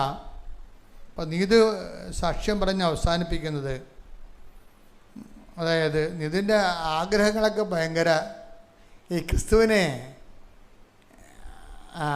നമുക്കറിയാവില്ല, ആദ്യ കാലങ്ങളിൽ നമ്മുടെ കുഞ്ഞുങ്ങളാകുമ്പോൾ കർത്താവ് നമ്മൾ കുഞ്ഞുങ്ങളോടെല്ലാം കുഞ്ഞുങ്ങളെ പാല് ചോദിക്കുമ്പോൾ അമ്മ അമ്മിൻ്റെ എന്ന് പറയുമ്പോൾ നിങ്ങൾ പറയുവാ നീ പോയി ജോലി എടുക്കാൻ പറയുവാ? ഇല്ലേ? അതൊക്കെ അമ്മിൻ്റെ പാലെടുത്ത് കൊടുക്കും, അത്രേ ഉള്ളൂ.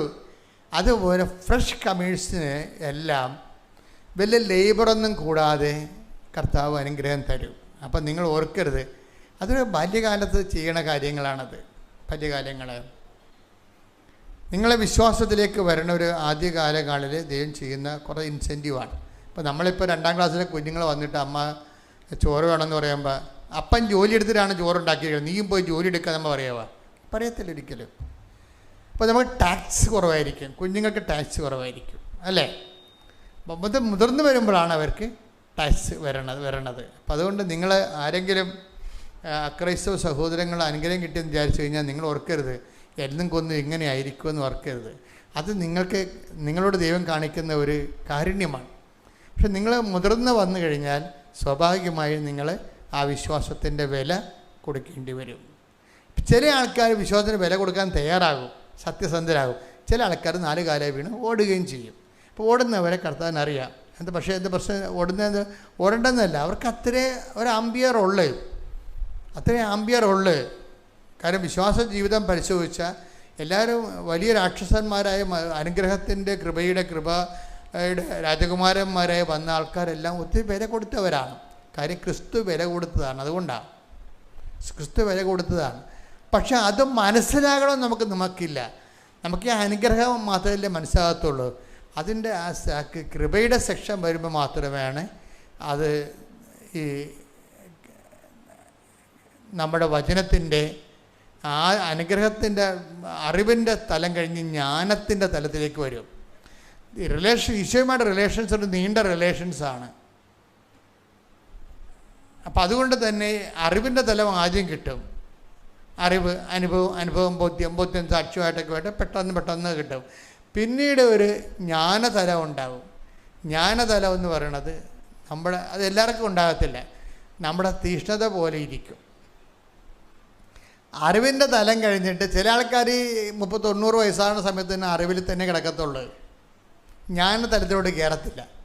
കാര്യം അവിടെ അത് ജ്ഞാനത്തിൻ്റെ തലം കൊടുക്കാനുള്ള വിശ്വാസത്തിൻ്റെ സ്ഥിരത അവിടെ ഇല്ലാത്തത് കൊണ്ടാണ് അവർക്ക് ആ അറിവ് തന്നെ കിട്ടിക്കൊണ്ടിരിക്കും. ഇപ്പം അത് കത്തോലിക്കയുടെ കൂട്ടത്തിലുണ്ട്, എല്ലാ ക്രിസ്ത്യാനികളുടെ കൂട്ടത്തിലുണ്ട്. ഈ 70 വയസ്സാകുമ്പോഴും അനുഗ്രഹം മാത്രം ദൈവത്തിൽ നിന്ന് ചോദിച്ചുകൊണ്ടിരിക്കണവർ. അത് കർത്താവിൻ്റെ നിന്ന് കിട്ടിയില്ലെങ്കിൽ അവർ മാതാവിൻ്റെ അടുത്ത് പോകും. മാതാവിൻ്റെ അടുത്തൊന്നും കിട്ടിയില്ലെങ്കിൽ അവരെന്ത് ചെയ്യും? അന്തോനിസിൻ്റെ അടുത്ത് പോകും. അന്തോനിസിൻ്റെ അടുത്തും കിട്ടിയില്ലെങ്കിൽ എന്ത് ചെയ്യും? ഞാൻ ഇപ്പം നിങ്ങൾ പറഞ്ഞാൽ വിശ്വസിക്കുമെന്ന് അറിയത്തില്ല, ഞാൻ തന്നെ ഓർത്തിട്ടുണ്ട്. ഞാൻ പണ്ട് കേട്ട ഒരു വിഷയമാണ്. അന്തോനിസിനൊക്കെ അവിടെ കയ്യിൽ നിന്ന് മാല മോഷണം പോയി.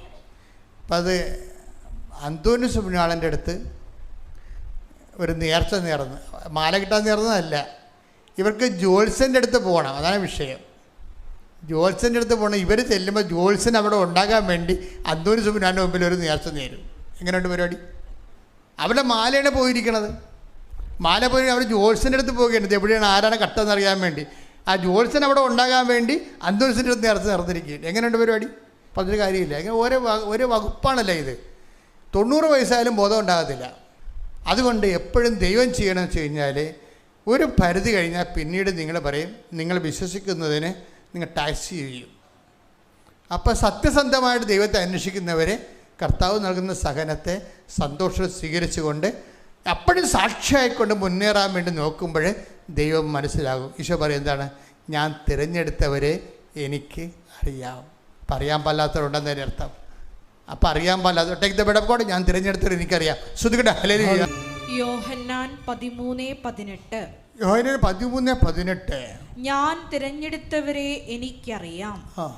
പറഞ്ഞേ, ഞാൻ തിരഞ്ഞെടുത്തവരെ എനിക്കറിയാം.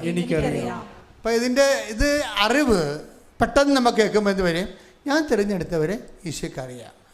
അതിൻ്റെ ജ്ഞാനം എന്താണ്? ഈശോയ്ക്ക് അറിയാൻ പാടില്ലാത്ത ആൾക്കാരും ഉണ്ട്. അതാണ് വിഷയം. 10, 30, 40, 50, 90 കൊല്ലമായിട്ട് ക്രിസ്ത്യാനിയുടെ വിഷം കെട്ടി നടക്കുകയാണ്. പക്ഷേ പ്രശ്നം എന്താ? പുസ്തകത്തെ പേരില്ല. എന്താണ്? ഞാൻ തിരഞ്ഞെടുത്തവരെ എനിക്കറിയാമെന്ന് പറഞ്ഞാൽ അത് അറിവാണ്. ജ്ഞാനം എന്താണ്? കുറേ ആൾക്കാരെ കർത്താവിനെ അറിയത്തില്ലെന്ന് പറയും. ആരാണ് അറിയാത്തത്? പ്രഭോ ഞങ്ങൾക്കും വാതിൽ തുറന്നു തരണമേ എന്ന് പറയുമ്പോൾ എന്താ പറയണത്? നിങ്ങൾ എവിടെയെന്ന് വന്നതെന്ന് എനിക്ക് ഹല്ലേലൂയ. 13:25. വീട്ടുടമസ്ഥൻ എഴുന്നേറ്റ് വാതിൽ അടച്ചു കഴിഞ്ഞാൽ പിന്നെ നിങ്ങൾ പുറത്തു നിന്ന് കർത്താവേ ഞങ്ങൾക്ക് തുറന്നു തരണമേ എന്ന് പറഞ്ഞ് വാതിൽക്കൽ മുട്ടാൻ തുടങ്ങും. അപ്പോൾ അവൻ നിങ്ങളോട് പറയും, നിങ്ങൾ എവിടെ നിന്നാണെന്ന് ഞാൻ അറിയുന്നില്ല.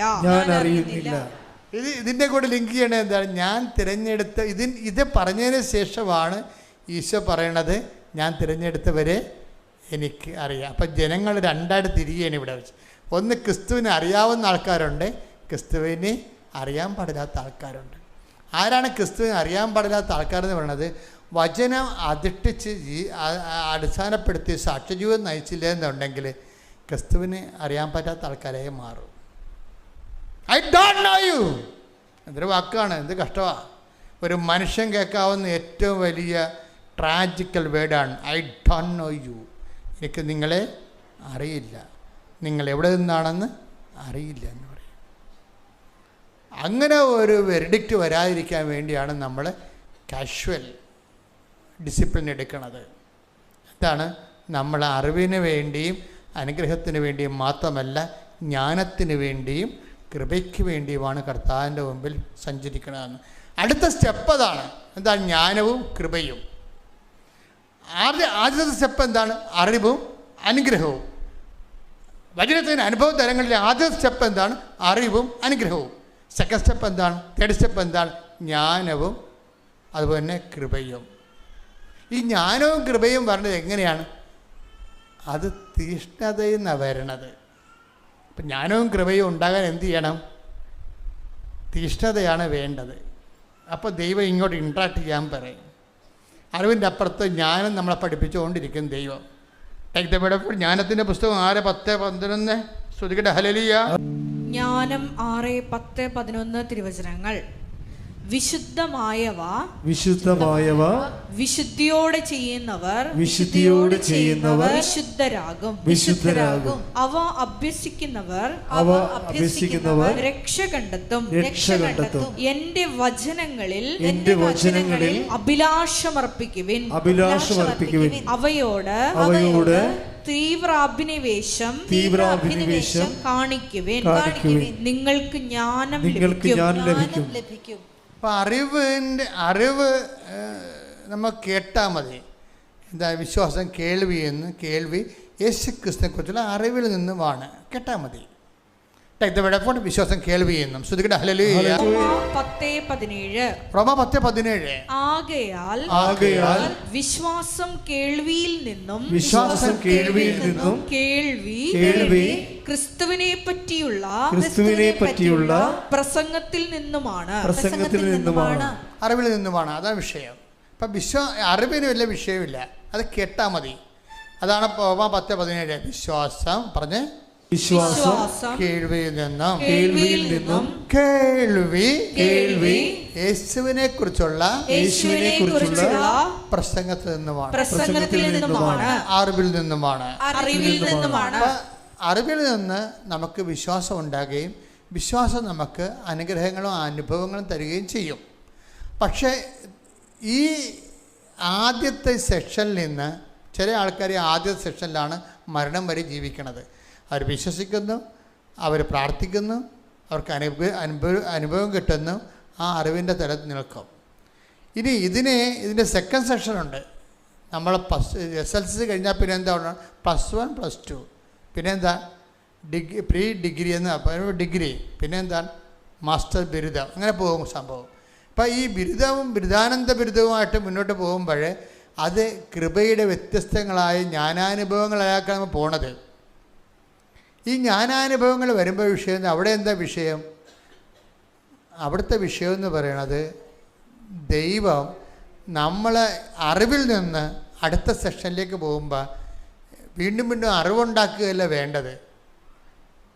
ബൈബിൾ മുഴുവൻ കാണാതെ പഠിച്ചു, ബൈബിൾ പല പ്രാവശ്യം പറഞ്ഞു, ബൈബിൾ ക്വിസിന് പങ്കെടുത്തു, സ്റ്റേറ്റിൽ 1ാം റാങ്ക് കിട്ടി. അതൊക്കെ അറിവ് തന്നെയാണ്. ഈ അറിവ് എങ്ങനെ നമുക്ക് ഉള്ള അറിവ് തന്നെ പെരുക്കി എടുക്കാൻ പറ്റും. പക്ഷേ അറിവ് സെക്കൻഡ് സെഷനിലേക്ക് വരുമ്പോൾ തീഷ്ണതയിലേക്ക് പോകണം. തീഷ്ണതയിലേക്ക് പോകണത് എങ്ങനെയാണ്? അറിവ് എങ്ങനെയാണ് ജ്ഞാനത്തിലേക്ക് പോണത്? അതിന് തീഷ്ണതയാണ് നമുക്കുണ്ടാകേണ്ടത്. പീഡിയാണ് ദൈവം അതാണ് ഉദ്ദേശിക്കുന്നത്. ഉടമ്പടിക്കാരെ പ്രത്യേകിച്ച് ശ്രദ്ധിക്കണം. ഉടമ്പടി ഒരിക്കലും അറിവിൻ്റെയോ അതിശയത്തിൻ്റെയോ പ്രാർത്ഥനാ പദ്ധതിയല്ല, മറിച്ച് തീഷ്ണതയുടെയും ജ്ഞാനത്തിൻ്റെയും സാക്ഷ്യത്തിൻ്റെയും ദൈവാനുഭവത്തിൻ്റെ ആന്തരികാത്മാവിലേക്കുള്ള ഒരു ആത്മീയ യാത്രയാണിത്. ശ്രദ്ധിക്കട്ടെ. ഹല്ലേലൂയ. നമ്മൾ ജ്ഞാനം 6:10 എന്താ വായിച്ചത്? വിശുദ്ധമായവ വിശുദ്ധിയോടെ ചെയ്യുന്നവർ വിശുദ്ധരാകും. ഉടമ്പടിയിൽ അത് എപ്പോഴും നമ്മൾ ശ്രദ്ധിക്കണം. കഴിഞ്ഞ ദിവസം നീതുവിൻ്റെ സാക്ഷ്യത്തിൽ ഒന്നെന്താ വെച്ചാൽ, നീതുവിൻ്റെ സാക്ഷ്യം വിശുദ്ധമായി. ഇപ്പം നമ്മൾ പത്രം കൊടുക്കുന്നത് തന്നെ വിശുദ്ധമായ ഒരു കാര്യമാണ്. പത്രത്തിൻ്റെ പലതരത്തിലുള്ള സാക്ഷ്യങ്ങൾ എല്ലാ ദിവസവും ഉണ്ടാകും. ഞങ്ങൾ ആൾക്കാർക്ക്, അയ്യോഭാവികൾക്കും അതുപോലെ തന്നെ ഇതിനെക്കുറിച്ച് ഒരു കാഴ്ചപ്പാടില്ലാത്തവർക്കും ആവശ്യമില്ലാതെ വിമർശിക്കാൻ ഇടമുണ്ടാകാതിരിക്കാൻ വേണ്ടി പല എഡിറ്റ് ചെയ്ത് മാറ്റിയിട്ടാണ്. പത്രത്തിൻ്റെ 10,000 അനുഭവങ്ങൾ അടക്കമുണ്ട് ആൾക്കാരുടെ ഇടയിൽ. അല്ല, ഒരു നീതു പത്രം കൊടുക്കാൻ എങ്ങനെയാണെന്നറിയാമോ? നീതു പറയണത്, ഞാൻ ഓരോ പത്രം കൊടുക്കും മുമ്പ് ഞാൻ ഉറപ്പ് വരുത്തും എന്താണ്, അവരെ എനിക്ക് പരിചയമില്ലാത്തവരാണ്, ക്രിസ്തുവിന് പരിചയമില്ലാത്തവരാണെന്ന്. അതാണ് വിഷയം. നീതു കുറച്ച് അടുപ്പമുണ്ട്. കാര്യം സത്യസന്ധമായിട്ടാണ് ചെയ്യണത്. ഒക്കട്ടെ കിട്ടിയാൽ കുട്ടി പോയ ചട്ടി എന്ന് പറഞ്ഞല്ല ചെയ്യണത്. അതാണ് വിശ്വാസ പ്രമാണം ചൊല്ലിയിട്ടാണ് ഇവിടെ കൊടുക്കണത്. കൊടുക്കുമ്പോൾ ഒരു ദിവസം സ്വപ്നത്തിൽ ഇവിടെ പറഞ്ഞിരിക്കുന്ന കാര്യത്തിൽ ഇവർക്ക് തന്നെ ഇത്തിരി സംശയമുണ്ട്. അതാണ് പ്രശ്നം. അതാണ് അമ്മ പറയണത്. സ്വപ്നത്തിൽ അവ ഉടമ്പടി പറഞ്ഞിരിക്കുന്ന കാര്യത്തിൽ അവൾക്ക് തന്നെ സംശയമുണ്ട്. എന്താ സംശയം? അവൾ പറഞ്ഞ എന്താ പറയുക, അത്രയും സാധനമാണ് ഉടമ്പടി വെച്ചിരിക്കുന്നത്. കാര്യം PSCയുടെ 400 സ്കൂളുണ്ട് പരീക്ഷയുടെ. PSCയുടെ 400 സ്കൂളുണ്ട് പരീക്ഷയുടെ. അപ്പോൾ ഇവിടെ മാതാവിനോട് പറഞ്ഞിരിക്കുന്നത്, നീ എനിക്ക് ഈ ജോലി തരുമെന്ന്, നീ എനിക്ക് തരുമെന്ന് ഞാൻ മനസ്സിലാക്കണമെങ്കിൽ നിൻ്റെ ഒരു കൈയൊപ്പ് ഈ അലോട്ട്മെൻറ്റിൽ ഉണ്ടാകണം. ഇവർക്ക് ഈ ഉടമ്പടിക്കാരൊക്കെ അവരുടെ വർക്ക് സത്യസന്ധമാണെങ്കിൽ അവർക്ക് എങ്ങനെയും ദൈവത്തോട് സംസാരിക്കാൻ പറ്റും. ചിലർക്ക് വാ വിളിക്കുമ്പോൾ തന്നെ വാ മൂടടാന്ന് മാതാവ് പറയും. എന്താ കാര്യം? വർക്ക് സത്യസന്ധമല്ല. അതുകൊണ്ടാണ് ഇവളിങ്ങനെയൊക്കെ ചെയ്യണത്. വെയിലത്ത് നിന്ന് പോയി വിശ്വാസപ്രമാണം ചൊല്ലിയിട്ടാണ് പത്രം കൊടുക്കുന്നത്. അപ്പോൾ മാതാവ് എന്നിട്ട് ഇവക്ക് ഉടമ്പടി വെച്ച വിഷയത്തെക്കുറിച്ച് ഇവർക്ക് സംശയമാണ്. എന്താ കാര്യം? ഞാനത് മാതാവിനോട് പറയണ സംഭവം ശരിയല്ല. തന്നെയല്ല, എന്താ ശരിയല്ലാത്ത വന്ന കാര്യം, കേരളത്തിൽ 400 സ്കൂളിലെ പരീക്ഷാ സെൻ്ററുണ്ട്. ഇപ്പം ഇവളെ മാതാവിനോട് പറഞ്ഞിരിക്കണത്, നീ എനിക്ക് ജോലി തരുമെങ്കിൽ നീയാണ് തരണമെന്ന് എനിക്കറിയണം. അതിനെന്ത് ചെയ്യണം? ഞാൻ പഠിച്ച സ്കൂളിൽ പരീക്ഷ വെക്കണമെന്ന്. ഞാൻ പഠിച്ച സ്കൂളിൽ തന്നെ എനിക്ക് പരീക്ഷ വെക്കണം. അപ്പോൾ എനിക്ക് മനസ്സിലാകും നീ എനിക്ക് ജോലി തരും. തന്നെയല്ല, അപ്പോഴേ ഇവൾ പറയും, ഞാനങ്ങനെ മാതാവിനോട് പറഞ്ഞത് ശരിയല്ല, പക്ഷേ എനിക്ക് അങ്ങനെ പറയാൻ തോന്നുന്ന അത്രയും സ്വാതന്ത്ര്യമായ ആളിന്, അതാണ് വിഷയം, അത്രയും സ്വതന്ത്രമാണ്. അപ്പം അതുകൊണ്ട് ഇപ്പോൾ പരീക്ഷ വന്നപ്പോൾ എന്ത് ചെയ്ത്, അവൾ പഠിച്ച സ്കൂളിൽ തന്നെ പരീക്ഷ വെച്ച്. അതാണ് വിഷയം. അതായത് അവൾ അവസാനം പഠിച്ചിറങ്ങിയ സ്കൂളിൽ അവളുടെ വീട്ടിൽ നിന്ന് കുറച്ച് പോയാൽ മതി, അവിടെ തന്നെ അവൾക്ക് പരീക്ഷ വെച്ച് കൊടുത്തു. അപ്പോൾ നിങ്ങളെ ഓർക്ക് ഞാനീ പറഞ്ഞ മാതാവിനിങ്ങനെ വട്ടം വരെ വെച്ച് എൻ്റെ തലയിരിക്കണ പരിപാടികളെല്ലാം നേടിയെടുക്കുക, അങ്ങനെയല്ല. ഈ ഒറ്റപ്പെട്ട സംഭവം ഇങ്ങനെ ജനറലൈസ് ചെയ്യേണ്ട കാര്യമില്ലെന്ന് എനിക്കറിയാം. പക്ഷേ ഈ ഹൃദയശുദ്ധിയുള്ളവരെങ്ങനെയാണ് ദൈവത്തെ കാണുന്നതെന്ന് ഞാൻ നിങ്ങളോട് പറയുകയാണ്. അവരുടെ ഭാഗം കറക്റ്റാണ്, അവരുടെ ഭാഗം കറക്റ്റായിട്ട് അവർ ചെയ്യണത്. അപ്പോഴും മാതാവ് പറയും, നീ സ്വപ്നത്തെ പ്രത്യക്ഷപ്പെട്ട് പറയും, നീ ഉടമ്പടി വൃത്തിയായിട്ട് ചെയ്തോ, നീ പറയണ കാര്യങ്ങൾക്ക് ഒരു മാറ്റമില്ല, ഞാൻ ചെയ്തു തരുമെന്ന്. നീ പറയണ കാര്യങ്ങൾക്കൊരു മാറ്റമില്ല. പിന്നെ പറഞ്ഞിരിക്കണ കുറച്ച് കട്ടിയുള്ള പരിപാടിയാണ്. കാര്യം പിൻവാതിൽ ഇവന് ഇടയ്ക്ക് ആൾക്കാർ ഉന്തി കയറ്റണതും അവസാന റാങ്കിൽ വരുന്ന ആൾക്കാർക്ക് ജോലി കിട്ടാതിരിക്കണതൊക്കെ PSCയുടെ ഒരു ആൾക്കാരുടെ കണ്ണുനീരാണ്. അപ്പോൾ ഇവർ എനിക്കിത് കിട്ടാതെ ജീവിക്കാൻ പറ്റത്തില്ല. നീ നോക്കിയേ, മാതാവിനോട് പറയും, നീ നോക്കിയേ, 10 രൂപയാണ് ഞാൻ ഈ പാവപ്പെട്ടവർക്ക് കൊടുക്കണത്. കാര്യം എന്താ, ഞാൻ പോലും വീട്ടുകാരുടെ ചിലവിലാണ് ജീവിക്കണത്, എനിക്ക് വരുമാനമില്ല. അമ്മയോട് അവൾ സംസാരിക്കുമ്പോൾ നമ്മൾ സ്വന്തം അമ്മയോട് സംസാരിക്കണതിനേക്കാളും അമീക്കബിളായിട്ടാണ് സംസാരിക്കണത്. ഞാൻ 10 രൂപയാണ് ആൾക്കാർക്ക് ഈ കാരുണ്യ പ്രവൃത്തിയായിട്ട് വിധവയുടെ ചെല്ലിക്കാശ് പോലെ, വിധവയെന്നൊക്കെയാണ് അവർ പറയണത്, ഒരു വിധവയുടെ ചെല്ലിക്കാശ് പോലെയാണ് ഞാൻ 10 രൂപ കൊടുക്കുന്നത്. അത് വീട്ടിൽ എനിക്ക് ചിലവിന് തന്നത് മിച്ചം പിടിച്ചിട്ടാണ് ഞാൻ 10 രൂപ പാവപ്പെട്ടവരെ കൊടുക്കണത്. പക്ഷെ നീ എനിക്ക് ജോലി തന്നാൽ എനിക്ക് ആരുടെ കയ്യിൽ മുമ്പ് കൈ നീട്ടണ്ട, ഞാൻ ജീവിതകാലം മുഴുവൻ അടിച്ചു പൊളിച്ച് ദാനധർമ്മം ചെയ്യും. അത് നിനക്കറിയാം. ഇങ്ങനെയൊക്കെയാണ് പറയണത്. പക്ഷെ ഒരു കാര്യമുണ്ട്, ജോലി ഉറപ്പ് വരുത്തണം നീ, എനിക്ക് 1ാം റാങ്ക് വേണമെന്ന് പോരെ. അപ്പം കേൾക്കുമ്പോൾ നമുക്ക് ചാപല്യമെന്ന് തോന്നും. അവർ തമ്മിലുള്ള റിലേഷൻസ് വേറെ ലെവലിലാണ് പോണത്, അതുകൊണ്ടാണ് അങ്ങനെ നമുക്ക് ചാപല്യം തോന്നുന്നത്. നമുക്കതൊക്കെ അങ്ങനെയൊക്കെ പറയാൻ പറ്റാത്ത കാരണം റിലേഷൻസിൻ്റെ പ്രശ്നമാണ്. അവർക്ക് സ്വന്തം അമ്മയോ ആണെന്ന് കണ്ടാൽ അമ്മയോട് എന്തെല്ലാം തോന്നിയ മാസം പറയും. തോന്നിയ മാസം ആണെന്ന് പറഞ്ഞുകൊണ്ട് തന്നെ നമ്മൾ ആരോടാണ് ഇത് പറയണത്? അമ്മയോടല്ലേ പറയാൻ പറ്റുള്ളൂ. നമ്മൾ പറയണ കാര്യം തോന്നിയ മാസമാണെന്ന് നമുക്ക് തന്നെ അറിയാം. പക്ഷെ നമ്മളത് ആരോട് പറയണത്? അമ്മയോട് പറയും. വേറെ ആരും അപ്പനോടോ ഭർത്താവിനോടോ ഒന്നും പറയത്തില്ല, അല്ലെങ്കിൽ വേറെ ആരോടും പറയത്തില്ല. മാമക്കളാണെങ്കിലും എന്ത് തോന്നിയ മാസങ്ങളും ചിലപ്പോൾ അമ്മയോട് പറയുമ്പോൾ അവരെ തള്ളേന്നും വിളിക്കും. അമ്മയ്ക്ക് കംപ്ലൈൻ്റ് ഒന്നുമില്ല. തള്ളേന്ന് മരുമകൾ വിളിച്ചാൽ ചിലപ്പോൾ അവളെ വെട്ടിയെടുത്ത് വീട്ടിൽ പോകേണ്ടി വരുമായിരിക്കും. പക്ഷേ ആ മകൻ വിളിക്കും, തള്ളേ നിങ്ങളോട് ഞാൻ നേരത്തെ പറഞ്ഞല്ലേ എന്ന് പറയും. പക്ഷെ അവർക്ക് തമ്മിലറിയാം ആ തള്ളയെ വിളിയുടെ ഉള്ളിലുള്ള ഒരു ആന്തരികത, അവർ തമ്മിലുള്ള ആത്മബന്ധം എന്താണെന്ന് അറിയാം. അപ്പോൾ അതുകൊണ്ട് തോന്നിയ മാസമാണെങ്കിലും അതിൻ്റെ ഉള്ളിൽ കിടക്കുന്ന ഒരു ആത്മബന്ധമുണ്ട്. അതുകൊണ്ട് അവർക്കാർക്കും രണ്ടുപേർക്കും പ്രശ്നമില്ല.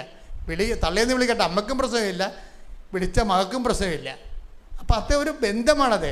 ആ ബന്ധത്തിൻ്റെ ഇടയിലാണ് ഇവിടെ പറയുന്നത് എനിക്ക് 1ാം റാങ്ക് വേണമെന്ന് പറയും. ഇപ്പം എന്താ സംഭവിച്ചിരിക്കണത്? എന്നിട്ട് പറയും, നീ എനിക്ക് 1ാം റാങ്ക് തന്നാൽ ഞാനൊരു പണി ചെയ്യും. ഞാൻ നിൻ്റെ പടം എടുത്ത് ഫ്ലക്സിൽ വെച്ചിട്ട് തെങ്ങ് വരച്ച് കയറ്റി വെക്കും. നീയാണ് ഇവർ തമ്മിലുള്ള ഡയലോഗ് ഭയങ്കര രസമാണ്. നീ എനിക്ക് 1ാം റാങ്ക് തന്നാൽ ഞാൻ എന്ത് ചെയ്യുന്നറിയാമോ? ഞാൻ നിൻ്റെ പടം പച്ച വെക്കും. കൃപാസനം മാതാവ് നീതുവിന് ചെയ്ത അനുഗ്രഹം എന്ന് പറഞ്ഞ് ഞാൻ തെങ്ങ് വരച്ച് കെട്ടിയിട്ട് ഞാൻ കൃപാസനത്തിൽ വന്ന് സാക്ഷ്യം പറയത്തുള്ളൂ എന്നാണ്. അപ്പോൾ ഇവർ തമ്മിലെ ഡയലോഗ് ഈ രീതിയിലായത് കൊണ്ട് അമ്മ അവൾക്ക് എന്ത് ചെയ്യും? റിസൾട്ട് വന്നപ്പോൾ കൂട്ടുകാർ വിളിച്ച് ചോദിക്കണത്, നീ ഇതെന്ത് പരിപാടിയാണ് കാണിക്കണത്? നിനക്കാണല്ല 1ാം റാങ്ക് എന്ന്.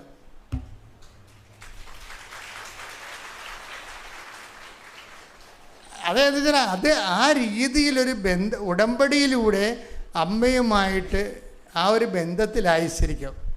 ഇതാണ് ഇത്തരം ജനലക്ഷങ്ങളാണ് കൃപാസനത്തിൻ്റെ ആസ്തിഭദ്രത എന്ന് പറയണത്. അതുകൊണ്ടാണ് ഓരോരുത്തർ കിടന്ന് കുരക്കുമ്പോൾ ഞാൻ മിണ്ടായിരിക്കേണ്ട കാര്യം എന്താ? ഞാൻ മിണ്ടത്തില്ല. എന്താ കാര്യം? കൃപാസനത്തിൻ്റെ ആസ്തി എന്ന് പറയണത് ഇങ്ങനെ അമ്മയുമായി ആത്മബന്ധമുള്ള, അതിലൂടെ ജീവിതം കരുപ്പിടിപ്പിച്ച 10,000 അതിൻ്റെ അകത്ത് വന്നിരിക്കണേ, ഇതിനകത്ത് നിലനിൽക്കണത്. അത് പക്ഷേ ഞാൻ നിങ്ങളോട് പറയണത്, നിങ്ങളിങ്ങനെ അമ്മയെ വട്ടം വരച്ച് ഓരോ കാര്യം സാധിക്കണമെന്നല്ല പറയണതിൻ്റെ അർത്ഥം. മറിച്ച് ഈ ബന്ധം എക്സ്ട്രാ, അതായത് നമ്മളെ ഒന്ന് വായിച്ചത് ജ്ഞാനത്തിൻ്റെ പുസ്തകം നമ്മൾ 6:10 വായിച്ച് ശ്രദ്ധിക്കട്ടെ. ഹല്ലേലൂയ.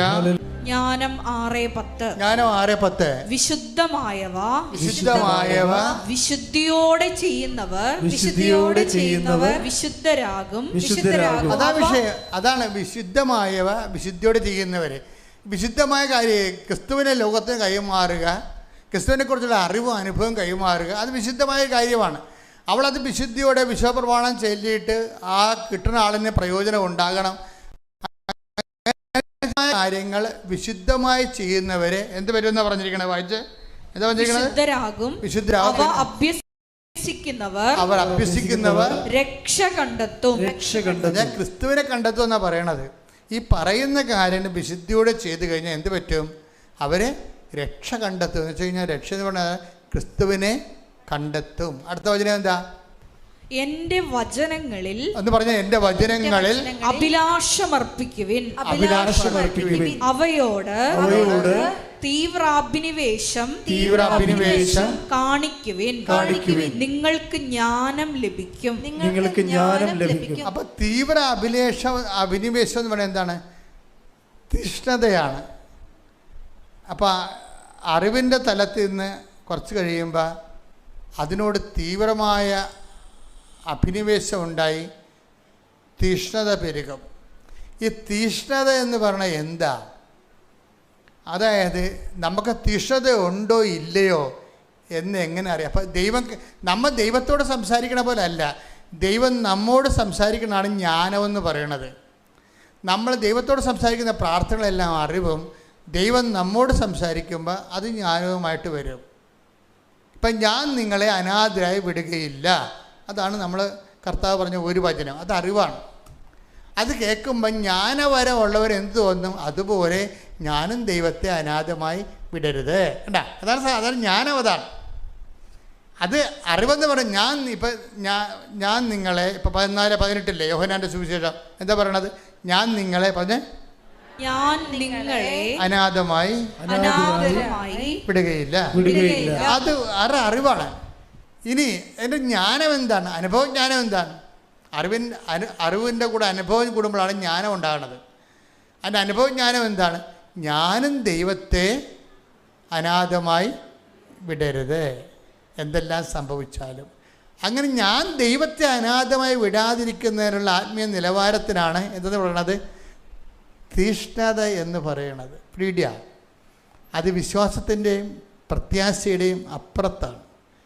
തീവ്ര വിശ്വാസമാണ്. എന്താ വെച്ചാൽ ദൈവത്തെ നമ്മൾ അനാഥമായി വിടാതിരിക്കുക, അതിന് തീഷ്ണത എന്നാണ് പറയണത്. നമുക്ക് രോഗം വരാം, കടം വരാം, ജപ്തി നടക്കണത് നടന്നു പോകും. ചിലപ്പോൾ ജപ്തി നടന്നാലും മകളുടെ കല്യാണം കഴിഞ്ഞില്ലെങ്കിലും എന്ത് പറ്റും? ദൈവത്തെ നമ്മൾ മുറുകെ തന്നെ പിടിച്ചുകൊണ്ടിരിക്കും. മറിച്ച് അതിനാണ് തീഷ്ണത എന്ന് പറയണത്. ഏലിയ, നീ ഇവിടെ എന്ത് ചെയ്യുന്നു? അപ്പം എന്ത് പറയും? ഏലിയ പറയും, ജെസബേല് നമ്മുടെ എല്ലാ പ്രവാചകന്മാരെയും കൊന്നു. അഹാബിൻ്റെ ജീവിതത്തിന് വേണ്ടി, ജീവന് വേണ്ടി അവൻ കൊലവിളി നടത്തുകയാണ്. എല്ലാവരും പോയി, ഞാൻ മാത്രം അവശേഷിച്ചു. അതാണ് വിഷയം. കയ്യിലുള്ള അപ്പം ഞാൻ നിന്നെക്കുറിച്ചുള്ള തീഷ്ണതയാൽ, അതാണ് തീഷ്ണതയെന്ന് പറയണത്. ദൈവത്തിന് വേണ്ടി വിശ്വാസത്തിൻ്റെ പേരിൽ നമുക്ക് കഷ്ടനഷ്ടങ്ങൾ സഹിച്ചുകൊണ്ട് പോകുമ്പോഴും we still remain in faith. അതിനാണ് തീഷ്ണത. ഹല്ലേലൂയ. 1 രാജാക്കന്മാർ 19:10. ഏലിയ ഉത്തരം പറഞ്ഞു, സൈന്യങ്ങളുടെ ദൈവമായ കർത്താവിനെ പ്രതിയുള്ള തീക്ഷ്ണതയാൽ ഞാൻ ജ്വലിക്കുകയാണ്. ഇസ്രായേൽ ജനം അവിടുത്തെ ഉടമ്പടി ലംഘിച്ചു. കുറെ അണ്ണന്മാർ ഉടമ്പടി, നിങ്ങളുടെ അയൽവാസികളെല്ലാം ഉടമ്പടി ലംഘിച്ച ആൾക്കാരുണ്ടാവും. പിന്നെ ഉടമ്പടി ഞാൻ 3 തിരി കത്തിച്ചിട്ട് ഒന്നും നടന്നില്ലെന്നും പറഞ്ഞ് ഈ ഗതികിട്ട പ്രേതം പോലെ നടക്കുന്ന ആൾക്കാർ നിങ്ങളുടെ അയൽവാസികളുണ്ടാവും. ഇസ്രായേൽ ജനം അവരുടെ ഉടമ്പടി ലംഘിച്ചു. കിടക്കണ്ടില്ലേ? ഇപ്പം നിങ്ങളുടെ നാട്ടിലും വീട്ടിലും സ്വന്തപ്പെട്ടവരും കല്യാണ വീട്ടിലും മരണ വീട്ടിലും ചർച്ച എന്താണ്? ഞാൻ പച്ചത്തിരി മോണം കത്തിച്ചു, ഞാൻ നീലത്തിരി 4 കത്തിച്ചു, ഇപ്പോഴും മകളെ വീട്ടിൽ തന്നെ നിൽപ്പുണ്ടെന്ന് പറയും. അതാണ് സംഭവം. അതിനർത്ഥം അവർ ഉടമ്പടിയിൽ നിന്ന് മാറിയെന്ന് വിചാരിക്കണം. ഇപ്പം തന്നെ ഇൻസ്റ്റൻറ്റ് ബ്രേക്ക്ഫാസ്റ്റ് പോലെ ദൈവം ആനക്ക് നമ്മൾ ഉരുള കൊടുക്കണം ഒരു റൊട്ടി വായി വെക്കുമെന്ന് വിചാരിച്ചത്. അങ്ങനെയല്ല. നീ മര്യാദക്ക് ആദ്യം ഉടമ്പടിയിലാകാൻ നോക്ക്. നീ ആദ്യം ദൈവമായിട്ട് ഉടമ്പടിയിലാകാൻ നോക്കൂ. അപ്പോഴും നീ അങ്ങനെയുള്ളതാണെങ്കിൽ തീർച്ചയായിട്ടും പരീക്ഷ ഉണ്ടാകും. നിൻ്റെ വിശ്വാസത്തെ ദൈവം ടെസ്റ്റ് ചെയ്യും. അതുകൊണ്ടാണ് ചിലത് നീണ്ടു പോണത്. ഒന്നിനു വായിച്ച ആ ഭാഗങ്ങളെല്ലാം. ഏലിയ ഉത്തരം പറഞ്ഞു, സൈന്യങ്ങളുടെ ദൈവമായ കർത്താവിനെ പ്രതിയുള്ള തീക്ഷ്ണതയാൽ ഞാൻ ജ്വലിക്കുകയാണ്. ഇസ്രായേൽ ജനം അവിടുത്തെ ഉടമ്പടി ലംഘിച്ചു. അവർ അങ്ങയുടെ ബലിപീഠങ്ങൾ തകർക്കുകയും വാക്കത്തിൽ കൊടുവാളുമായിട്ട് പള്ളിയിൽ പോയി ആൾത്താറ പൊളിക്കേണ്ട കാര്യമില്ല. പക്ഷെ കുർബാനക്ക് പോകത്തില്ല പന്നി. അതാ പ്രശ്നം. അപ്പോൾ ബലിപീഠം തകർന്നില്ലേ? എല്ലാ ദിവസവും പറ്റുമെങ്കിൽ കുർബാനക്ക് പോകണം, ഞായറാഴ്ച കുർബാന മുടക്കരുതെന്ന് പറഞ്ഞിട്ടില്ലേ? പക്ഷേ കുർബാനക്ക് പോകത്തില്ല. അതാണ് ബലിപീഠം തകർന്നെന്ന് പറയണം. അവർ നിങ്ങളുടെ ബലിപീഠം തകർക്കും. പറഞ്ഞു വായിച്ചേ, വന്നിട്ട് അത് തന്നെ വായിച്ചേ. അവർ അങ്ങയുടെ ബലിപീഠങ്ങൾ തകർക്കുകയും അങ്ങയുടെ പ്രവാചകന്മാരെ വാളിനിരയാക്കുകയും ചെയ്തു. വാളിനിരയാക്കണമെന്നില്ല, അല്ലെങ്കിൽ വെട്ടി കൊടുവാളെടുക്കേണ്ട കാര്യമുണ്ട്. വിചാരത്തെ കരുത്തെ കയറിയാൽ മതി, പണിയാവൂ. കർത്താവിൻ്റെ അഭിഷിക്തന്മാരുടെ മുമ്പിൽ വല്ല ടി വിയിൽ ഇരുന്നുകൊണ്ട് ബലിതക്കാത്തന്മാർ എന്തെങ്കിലും പറയണമെന്ന് അതിൻ്റെ കൂടെ കുറേ വല്ല ഇതുപോലെ രാഷ്ട്രീയ പാർട്ടികളുടെ ഏതെങ്കിലും സ്ഥലത്ത് നിന്നുകൊണ്ട് രാഷ്ട്രീയ ചർച്ചയിൽ പള്ളിയെ കുറ്റം പറഞ്ഞാൽ നിങ്ങളും മിണ്ടാതിരിക്കുക, അല്ലെ കൂടിക്കൊടുക്കും. അവന് പ്രവാചകന്മാരെ വാളിനിരയാക്കി. സഭയെ നിങ്ങൾക്ക് രക്ഷ പ്രദാനം ചെയ്ത ആൾക്കാർ നിങ്ങൾക്കറിയാമോ? ഞാൻ എൻ്റെ വിഷയത്തിൽ ഒരു ലൈഫ് മൊത്തം കർത്താവിൻ്റെ വചനത്തിന് വേണ്ടി കാഴ്ചവെച്ചിട്ടാണ് വീട്ടിൽ നിന്ന് ഇറങ്ങി വന്നിരിക്കണം. 40-ാം വർഷമാണ് എൻ്റെ. ഞങ്ങളെപ്പോലെ എത്രയോ മനുഷ്യരാണ് കർത്താവിന് വേണ്ടി വരുന്നത്. അപ്പം അങ്ങനെ രാവും പകലും ഇതെന്തെങ്കിലും സമ്പത്ത് മോചിക്കണം. സമ്പത്തിന് എന്താ ഇവിടെ കുറവ്? ഞാൻ നിങ്ങളോട് വല്ല സമ്പത്ത് ചോദിച്ചോ? ഞാൻ നിങ്ങളോട് ആരെങ്കിലും സമ്പത്ത് ചോദിച്ചോ? ഞാൻ ഇവിടെ ശമ്പളം കൈപ്പറണുണ്ടോ? ഇങ്ങനെ എന്തുമാത്രം സുവിശേഷകരാണ് കർത്താവിൻ്റെ സഭയിൽ ജോലി ചെയ്യണത്. അപ്പം നമ്മളെ സംബന്ധിച്ച് എന്താ ചെയ്യേണ്ടത്? ക്രിസ്തുവിനെ കൈമാറുക. ചില ആൾക്കാരിലൊക്കെ എന്തെങ്കിലും ചില കുഞ്ഞു കാലത്തേക്ക് എന്തെങ്കിലും അവറേഷൻസ് ഉണ്ടാകും. അത് പൊക്കി പിടിച്ചെടുക്കേണ്ട കാര്യമില്ല. സത്യസന്ധമായ വിശ്വാസിയാണ് നീ എങ്കിൽ സഭയിൽ വിശുദ്ധിയോടെ ജീവിക്കാൻ വേണ്ടി എല്ലാവർക്കും വേണ്ടി സാക്ഷികൾക്ക് നീ പ്രാർത്ഥിച്ചുകൊണ്ട് തീഷ്ണമായി പ്രാർത്ഥിക്കണം. ആൾക്കാർ ബലിപീഠം തകർക്കും, അഭിഷിക്തരെ വാളിനിരയാക്കും. അപ്പോഴെന്ത് ചെയ്യും? നമ്മളെന്ത് ചെയ്യും? ഇപ്പം ഏരിയ എന്താ പറയണമെന്ന് നോക്കിയേ. ഏരിയ എന്താ പറയണത്? ഞാൻ മാത്രമേ നീ ചിലപ്പോൾ ഉടമ്പടി നിൻ്റെ ഭാഗത്ത് നിൻ്റെ പ്രദേശത്ത് നീ മാത്രമായിരിക്കും ഇപ്പോഴും കൃപാസനത്തിൽ വരികയും ഉടമ്പടി ജീവിക്കുകയും ചെയ്യുന്നത്. മറ്റുള്ളവരെല്ലാം തൽക്കാലത്തേക്ക് എന്തെങ്കിലും നക്കാപ്പിച്ച് കിട്ടാൻ വേണ്ടി വന്നിട്ട് അവരത് നടക്കണം. അവരുടെ ഫ്രോഡ് തരം ദൈവം മനസ്സിലാക്കിയപ്പോൾ ആ വാതിലടച്ചപ്പോൾ അവർ പോയി. Why we should take them as our model? അവരെന്തിനാണ് നമ്മുടെ മോഡലാക്കണത്? നമ്മളെ മോഡൽ. ഇപ്പം ഏലിയ ആരെയും മോഡലാക്കിയില്ല. ഏലിയ പറയണത് എന്താണ്? ഞാൻ മാത്രം ഉടമ്പടിയിൽ അവശേഷിച്ച് കൈയടിക്കട്ടെ, ശ്രദ്ധിക്കട്ടെ. അതിനാണ് തീഷ്ണത എന്ന് പറയണത്.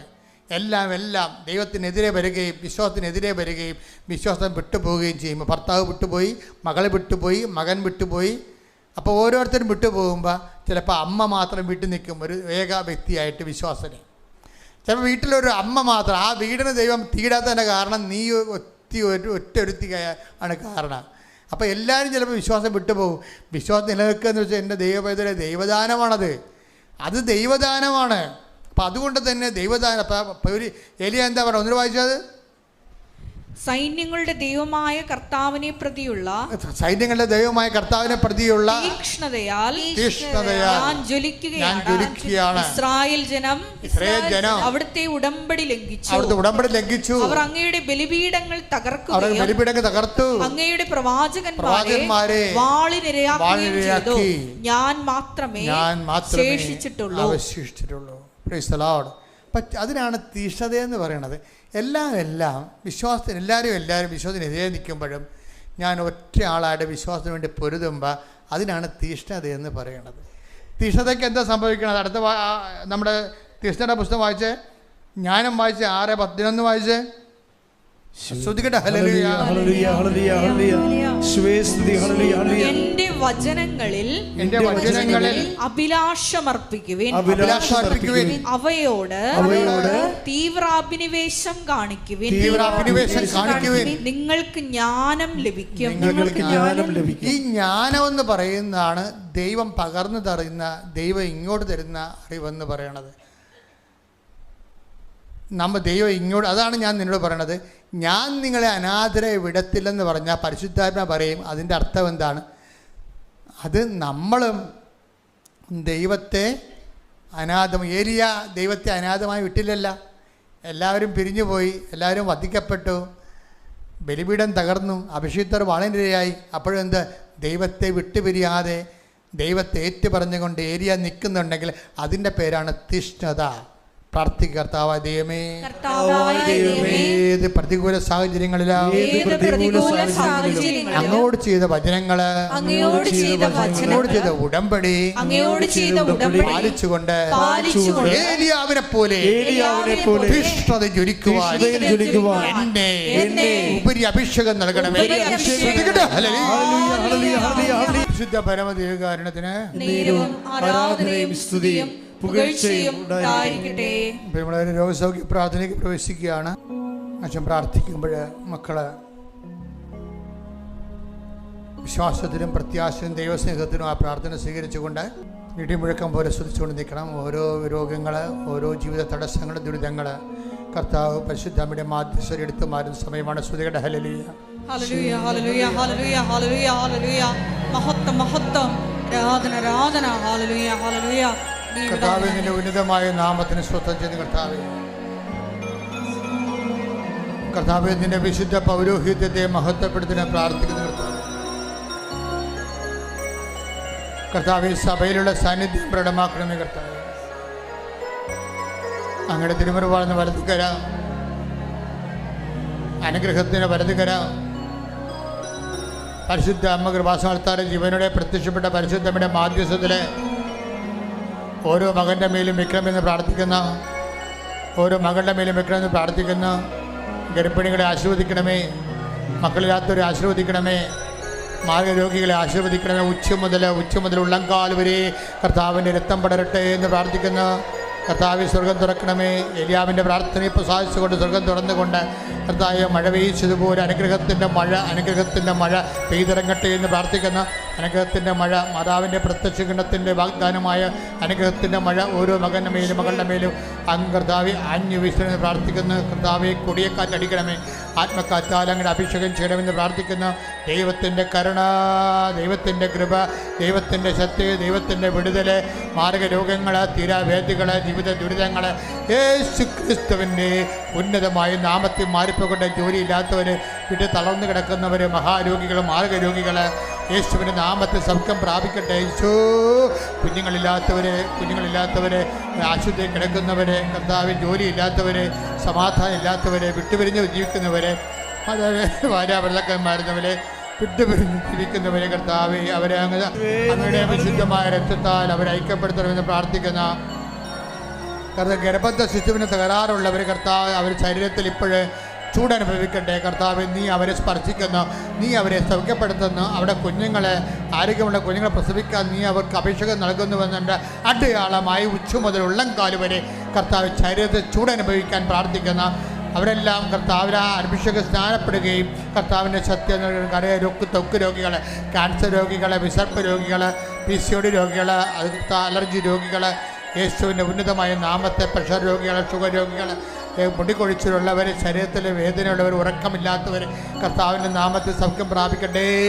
കർത്താവിൻ്റെ ശക്തി വെക്കട്ടെ. എൻ്റെ കർത്താവിൻ്റെ ഉന്നതമായ നാമത്തിൽ സഭയുടെ വികൃത ജോലിയില്ലാത്തവർ, പഠനങ്ങളുടെ പരീക്ഷകൾ പരാജയപ്പെട്ടവർ കർത്താവ് ഒരു തരത്തിൽ ഇനി മുന്നോട്ട് പോകാൻ ആവശ്യമില്ലാതെ എന്ത് ചെയ്യണമെന്ന് അറിയാതെ വിഷമിച്ച് ജീവിക്കുന്നവർ, കർത്താവ് ഒരു മറുപടി ഇല്ലാതെ വിഷമിക്കുന്നവർ, കർത്താവ് എല്ലാം തെലഞ്ഞല്ലോ എന്ന് വിചാരിച്ചുകൊണ്ട് ഇനി മുന്നോട്ട് പോകാൻ പറ്റത്തില്ലെന്ന് വിചാരിച്ചുകൊണ്ട് കണ്ണീരടക്കിക്കൊണ്ട് ജീവിക്കുന്ന മക്കളെ കർത്താവെ ആത്മഹത്യയെക്കുറിച്ച് ചിന്തിക്കുന്നവരുടെ മേൽ ഇപ്പോൾ അവർ തുടരണമെന്ന് പ്രാർത്ഥിക്കുന്നു. അവിടെ ജീവിതത്തെ കർത്താവ് യൂട്ടേൺ എടുപ്പിക്കണം പ്രാർത്ഥിക്കുന്നു. എൻ്റെ കർത്താവിൻ്റെ ഉന്നതമായ നാമത്തിൽ സഭയുടെ അധികാരം 39 വർഷം ഞാൻ അർപ്പിച്ച കൃപാന്റെ യോഗ്യതയാൽ കൃപാസ്ഥാനത്താറ് ജീവനോടെ പ്രത്യക്ഷപ്പെട്ട പരിശുദ്ധ അമ്മയുടെ മധ്യത്തിൽ താറയിൽ നടന്ന 10,000 ആരാധന ശക്തിയാൽ മാർഗരോഗങ്ങള്, തീരാവേദികള്, ദുരിതങ്ങള്, തടസ്സങ്ങള് യേശുവിന്റെ നാമത്തില്, യേശുവിന്റെ നാമത്തില് മാറിപ്പോകട്ടെ, സൗഖ്യമാകട്ടെ.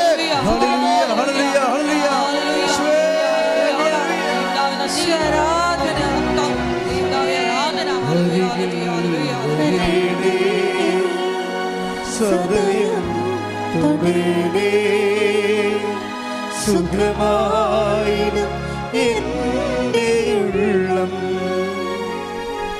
അരികിൽ വരേണേ സദയം തൊടേടേ സുഖമായിടും എൻ്റെ ഉള്ളം. എല്ലാവരും സമാപനാശീർവാദ സമയമാണ്. മൗനമായി പ്രാർത്ഥിക്കുക. നിങ്ങളുടെ ജീവിത ആവശ്യങ്ങൾക്ക് ഓൺലൈനിലുള്ളവരും ഇവിടെയുള്ളവരും ഇപ്പോൾ മൗനമായി പ്രാർത്ഥിക്കുക. മാതാവിൻ്റെ മധ്യസ്ഥതയിൽ കൃപാസനമ്മയുടെ പ്രത്യക്ഷീണത്തിൻ്റെ യോഗ്യതയാൽ പ്രാർത്ഥിക്കുക.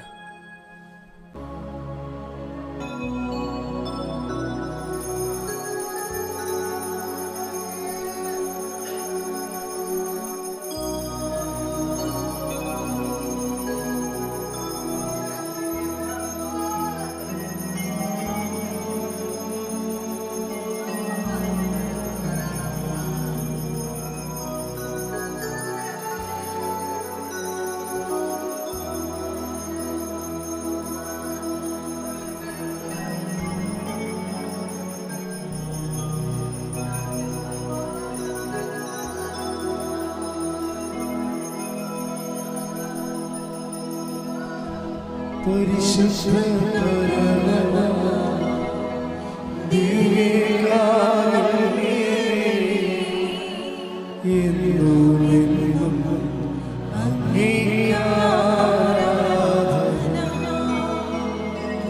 പരിശുദ്ധ പരമ ദിവ്യകാരുണ്യമേ എന്നും എന്നും അങ്ങേയാരാധന. ആവേ ആവേ ആവേ